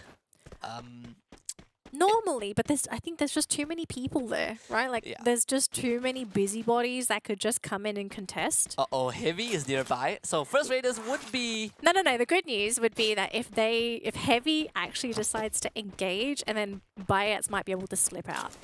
So it could be good news. It depends on who spots who first. Just don't move. Don't move an inch. Unless first raiders are also looking for a place to hide, then you have to fight for it. Sure. Alright, I've got King of Gamers point of view. I mean, it's more or less free here. There's no teams. They did get 1 elim, so a point on the board here for this squad. But we haven't really seen too much here for King of Gamers. We will switch on over to EVOS as well. Very interesting though for King of Gamers because they are the only Thai team so far that hasn't kind of just popped off. Just ran out the gates and guns blazing, right? They are playing a very, very slow game. Well, it just seems like maybe that's their play style. So they don't play that conventional hyper aggression that's famous for them from their region, but they play that more patient style where they focus more on the macro, because that seems to be where it's really at for King of Gamers. Like, we don't see them being the ones to start the fights. They skirt around kind of the circumference of the circle, but oh boy. So many people. Oh, I think, did they spot Heavy? No, Heavy's taking damage. Heavy's gonna fight first raiders for sure. What a shot, Tom XT from long range. Bias is just gonna enjoy the show with popcorn, just listening to all of this commotion. And Heavy, 2 kills, first raiders. Can he get away? Can he spam down from above? The vehicle on fire. Tom XT is doing so much work. Heavy is just punishing first raiders for being in this spot. Oh, I mean, first raiders, they want to use that revival point, but can they? I don't think they can get there. I mean, take a look at the map. There's 2 more teams on the top left-hand side. Sorry, and 2 more players. Oh, That's just behind the 10 actually. Getting his feet shot off. Nice. Just don't move. It's right there. Don't breathe. Don't move. Don't breathe. Stay still. I told you that is an angle that people normally don't check. It's like the indestructible couch. It is like the indestructible couch. Oh my gosh, I actually cannot believe he's still alive. This guy must be the most patient gamer. If I was him, I would just have the volume turned on max. You know, you gotta hear every footstep if he's not using earbuds. Kind of figuring out when to run, when to bolt. I mean, if he gets out of this, he has a chance to revive his whole team. But for EVOS Divine, not looking too good so far. Not looking too good. NGX is showing up. Uh-oh. EVOS Divine wiped out. NGX stealing one of those kills. MDH will not be happy about that one. I think they'll also know roughly where NIGMA are as well, right? Because you take that pot shot, the sound is there, sort of gives away your position. So now it's going to be NIGMA to put the pressure here onto MDH, but they are on the low ground, so a bit of an awkward position to be unless they get lucky with a headshot. I want to see poor FARANG. I mean, MDH doesn't have much time to recover from this. Where are they? All right. Still at the sub. Look, I think if I was Bayet, I think I'd be frustrated. You'd be wondering, like, why are you not leaving the Put sub? your phone down, go to the washroom, come right back. No, just go away. Just leave me alone. They're not going to move for a while. I think if you're Bayet, you can't go anywhere anyway, though. So you're kind of stuck here until they leave. You have to pray that Heavy leaves and you get access to the revival point that is right on top of I don't think he wants to use that one, though. I think you have to rotate to the western revival point, the one that's empty. It's slightly further, right? It's further, but it's safer rather than the sub. I think it's too close if you try and do the one at the sub. I don't know. It's hard. We'll see what Bayet decides to do. It's a tough spot. I don't want to see his name on that kill feed. No. Well, Fugod, he's just going to grapple up top. Well, instantly just blast Don't Cry. Don't Cry, unfortunately, gets taken down immediately, but Fugod, nice shots. There's a vending machine right there. MDH can use it if they want to. They will spot out MDH as well, thanks to Fugod's positioning. Fantastic job spotting. I love how this guy's like, I see people, I need to be there. And Dew is making life for NDH really hard because if they try to peek out and challenge NGX, you have this Dew that's right on top of the tower. Yep. Stop is already in the vicinity. This is very, very dangerous. Stop. Does he get the read right? Turns the corner, makes contact, dodges that grenade launcher. And still gets it. Almost took himself out, but backup is there for NGX. 2 versus 2. Stop, he needs help and he needs it now. Dew is definitely not going to be the one to do so. But with Caramel getting eliminated, he has to be on ground himself. And Fugod able to wipe out the rest of MDH all on its own. 3 kills for this man. Great job for Fugod. He was the one that really salvaged it for the team. So he was able to keep them busy. That means Dew is able to go in for the pickups. They will have a complete roster because they do have the revive as well. So NIGMA Galaxy, maybe a potential team that could be taking the next booyah. But yes, he's still right there. He's still hiding. He's still waiting for them to leave. He's not getting away anytime soon. Oh, that's goodness. for sure. I mean, all these footsteps. Maybe he just wants to use the vending machine, but I don't know if he can afford the buys. Circle's closing in as well. He's got nowhere to go. Well, he's not going anywhere, that's for sure. Yeah, he's just going to stay there. Maybe Axis can save him, Just maybe. EVOS Phoenix is so... I don't know. I'm a little bit worried for Axis because we have seen this team be one of the first to be knocked out consistently. I don't know if they're capable of actually going head-to-head against Heavy. Axis just flew in. What? Raph, Like, what? Like they just went in? Sir. Oh, I see. Okay, what's... Raph just... Wow. Maybe they didn't know that Heavy was there, but... I'm not really sure if that's... No. Give them the benefit of doubt. They Not probably the didn't play. know. Yes, definitely not. Not the play. Well, we can see the whole map, so according to us, that's not the play. Oh, I think they're leaving. I think they're actually moving. We'll have to see later. It'll be a miracle if Heavy does decide to move. It's hard to say if that's going to happen. King of Gamers picking up some vehicles. They're going to be moving around the map at least just to scout things out, to see where the competition is. I think they're going to find out very quickly that NIGMA Galaxy has taken up the lovely refinery. Driving one of the loudest vehicles in the game as well. Yep. On Kalahari nonetheless, I mean... They're trying to find the angles, but I think they can't quite tell where they What? are. What? Huh? What?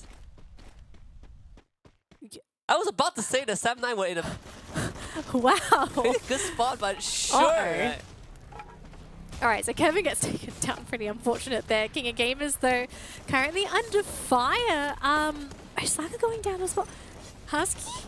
Yeah, this is... I'm a bit confused. I'm very confused. I'm still in shock with that, with what Dew just did, but you know, there's no time to mourn over the loss of Victory. We gotta look at KOG because they might be the next to go. Oh, the now grenade shower is coming in. The glue wall melter is there. I mean, Knight. Just gonna expand all of his glue walls. Yeah, this is good Knight for sure. Just barricade himself in this fortress of glue wall. He Oh. left the gap. Oh, this is gonna rush him down. EVOS Phoenix 6 points so far. Oh my goodness, they are well on their way to getting those points. All it takes is that booyah, and I think, what are we looking at? 12 points. 12 kills and the booyah. Yeah. Oh, what is Do with these shots? It's not, they're not doing too well because 7-9 have just rushed them.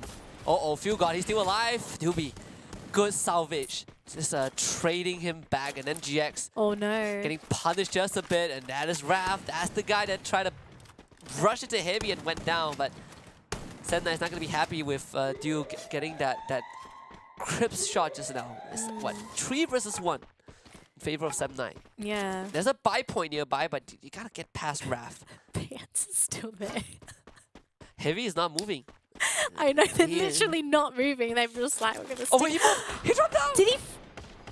She tried to bolt. But, Did they see it? that's what I want to know. Do they know that he moved?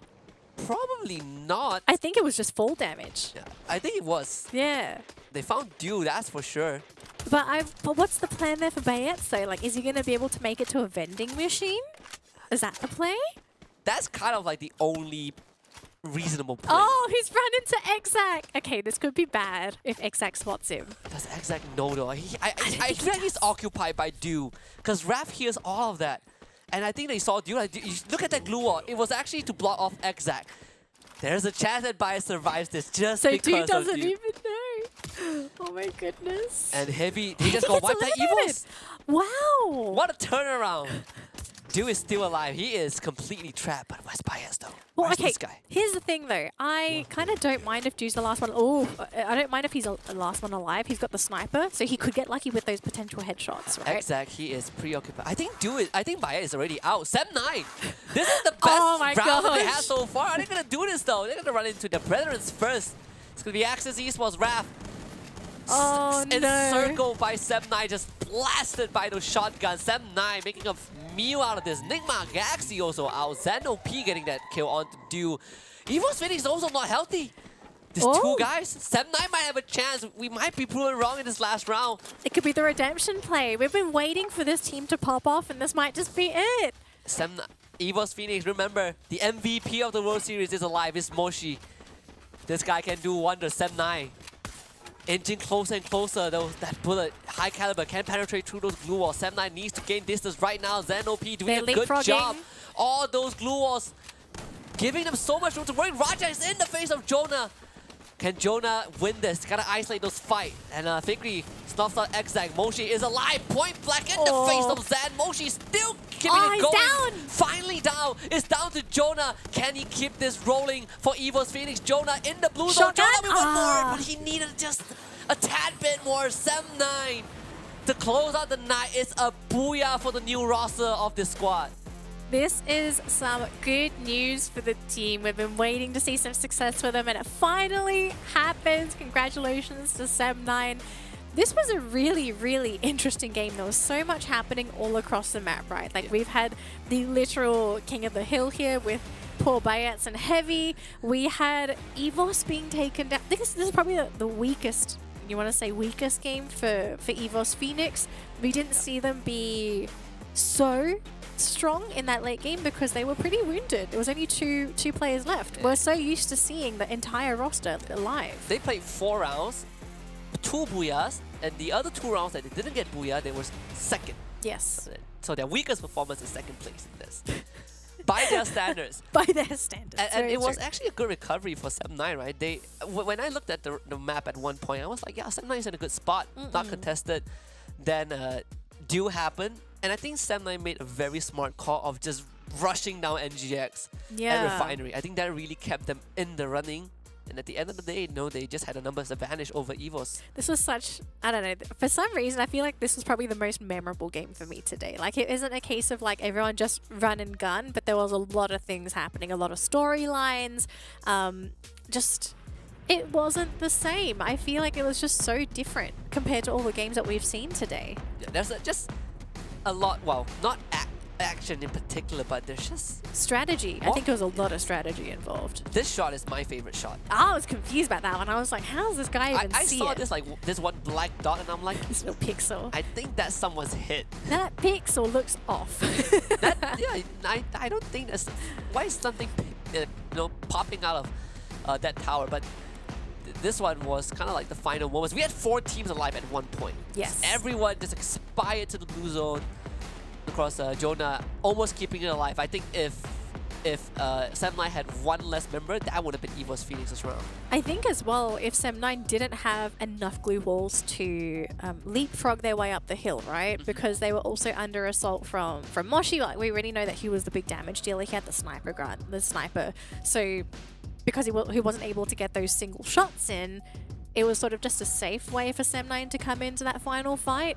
Yeah, I mean, so the economy game's pretty important, but so here's the bad news. We will not get the 100-pointer today. Unfortunate. Pretty close. I think we are 6 points away. So it should be 94 for EVOS Phoenix. But Sem9, kind of at least holding up that MSP flag, at least with this booyah. Definitely not the most glorious round for them, but it is a round that you can kind of see the idea behind Sem9's plays, and it worked out in the end. Yeah, and that's kind of what I personally want to see when you play against teams that are generally just aggressive and are just more confident because of how good they are. You want to be able to challenge them. You want to take them on. And being fully reactive isn't really the best way to do it. Yeah, it's a pretty tough play style to play if you're not the one that's probably the most mechanically skilled team in the game. But I want to see the overall leaderboard to see where the teams are currently sitting after the day 1 performance. I do believe we'll see it after this, but we are going to have a quick look here at Sem9. Now, if you did see the stats from the previous round, you're looking at this one, you're probably thinking like, oh, this is way less. It was just because the game was different. Last game we had EVOS Phoenix rushing everybody. They were the ones just looking for kills non-stop. Whereas Sem9 this round, it was a much more slower, I want to say technical game for this team, making sure that they had safe entry points going into those fights, picking the right engagements as well, not sort of going into everything blindly. So the damage might not be up there, but it's because it came down to them just wanting to play a smart game, right? Yeah. Not doing stupid things. This was right after we kind of went through a very brief history of Sem9 and how they came to be with this roster, right? It's kind of like, yeah, I was there and I left, they got someone new and now I'm back. How are we going to gel together? But the overall standing still remains kind of what we expected it to be. EVOS Phoenix leading by 20 points in first place. EARENA in second, Attack All Around in third, NIGMA Galaxy in fourth, and surprisingly Sem9, because of that one great round, they are in fifth place. Yeah, I mean, it's sort of what happens when you have a leaderboard where it's very top heavy, right? Like all the points are going towards the top teams, where if you're in the middle of the pack, you sort of have a chance, even if you just have an average round, assuming that the teams you're competing with possibly get nothing or just a couple points in their pocket. But I think coming into the tournament, if you saw all the teams and their general form, and if you know anything about them, top 4 kind of makes sense. Yeah. I mean, all Thai teams, right? Yeah, so Thai teams.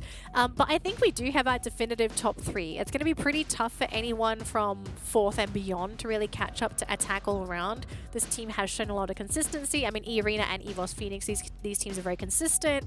But then we sort of have that middle race, right?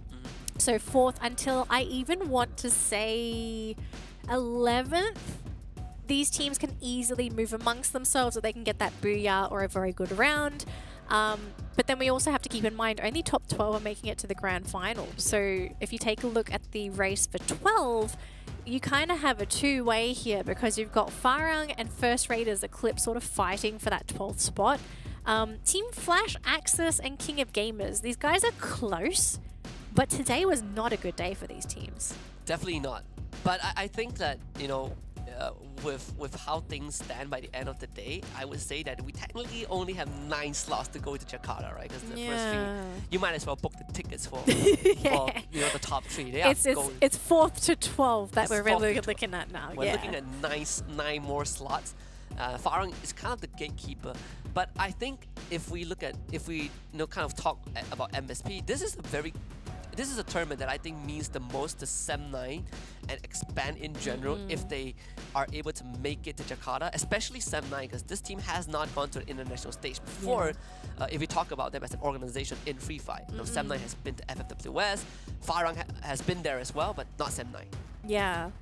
So that's going to be our leaderboard for today. Now, keep in mind, we only played 2 maps for today, which means some teams might have an advantage in today's rounds, but tomorrow could be a bit of a different story. So tomorrow, we're going to say goodbye to Bermuda and Kalahari and say hello to Purgatory and Alpine. Now, we know some teams do prefer this and other teams are going to possibly hate this, so we could be seeing a bit of a jumble up on the leaderboard, because especially towards the bottom of that bracket, a booyah can easily push a team into top 12. Oh yes, and it really comes down to just one good round, right? If we've seen SEM9 kind of rocket up to 5th place, I think it is doable for any teams that are kind of in the last place. Only 6 teams will not make it, so I think the competition is wide open. And from what we've observed across these 6 rounds, it's fair to say that the teams that are at the second half of the leaderboard are pretty evenly matched. Yeah, I do think on that second half, it really just comes down to whether or not you have that breakout round. Yeah. Because especially for today, a lot of teams really struggled to even get the booyahs to begin with. From round 1, right? The moment round 1 started, Axis got wiped out in less than 30 seconds. Well, I think Axis, now unfortunately I'm going to mention this, Axis are currently in last place with 10 points.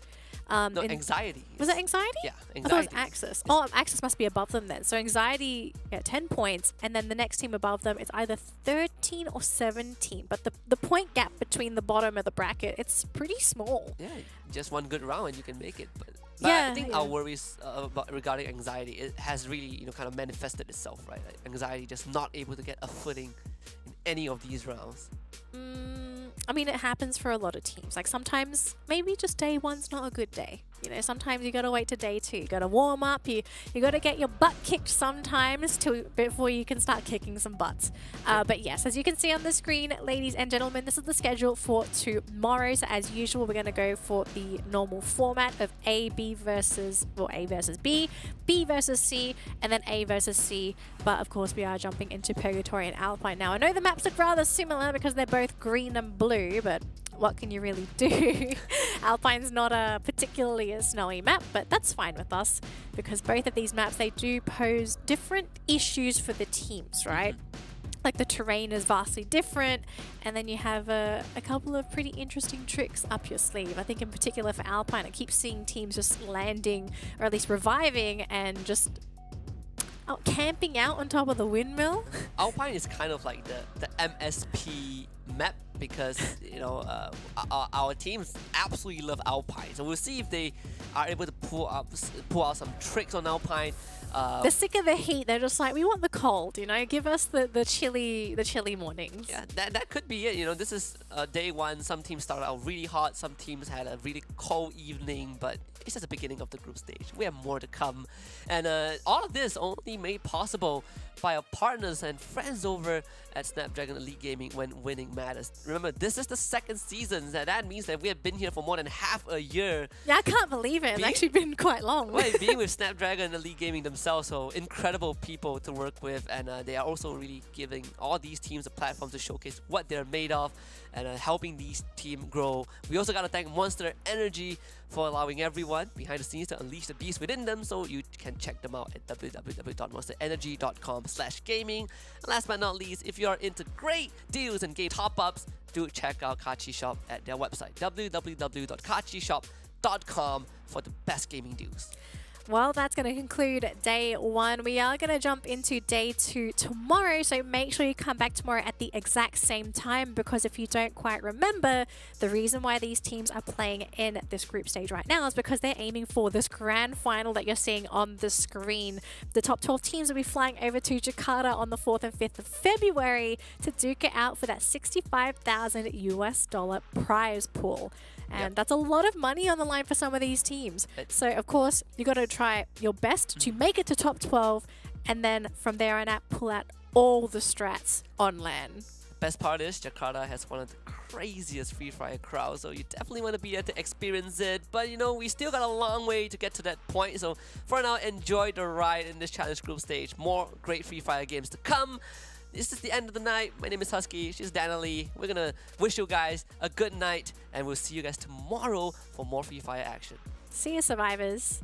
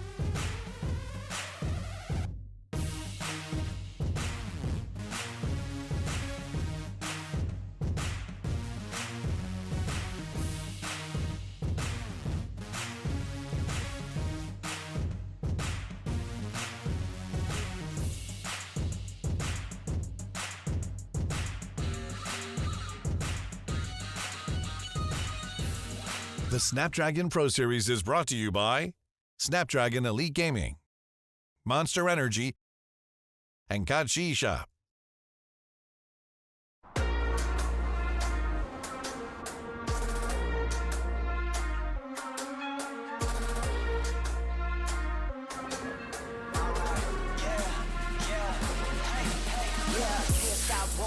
Going till a player on top, know it. Rooftop, penthouse, suite. If you really want it, gotta own it. Fight through it, we was at the lowest. Blood, sweat, tears, the components. Riding all year, now's the moment. We are not friends, we are opponents. Yeah, I'm coming for mine. Yeah, I'm making a play, the game on the line. Yeah, I've been on the grind. Yeah, I jump in the spot, I made it my time. Yeah, look in the sky. Yeah, the stars align, no shade to shine. Can't stop it already. Emotional, working devotion. We put in this time. Look.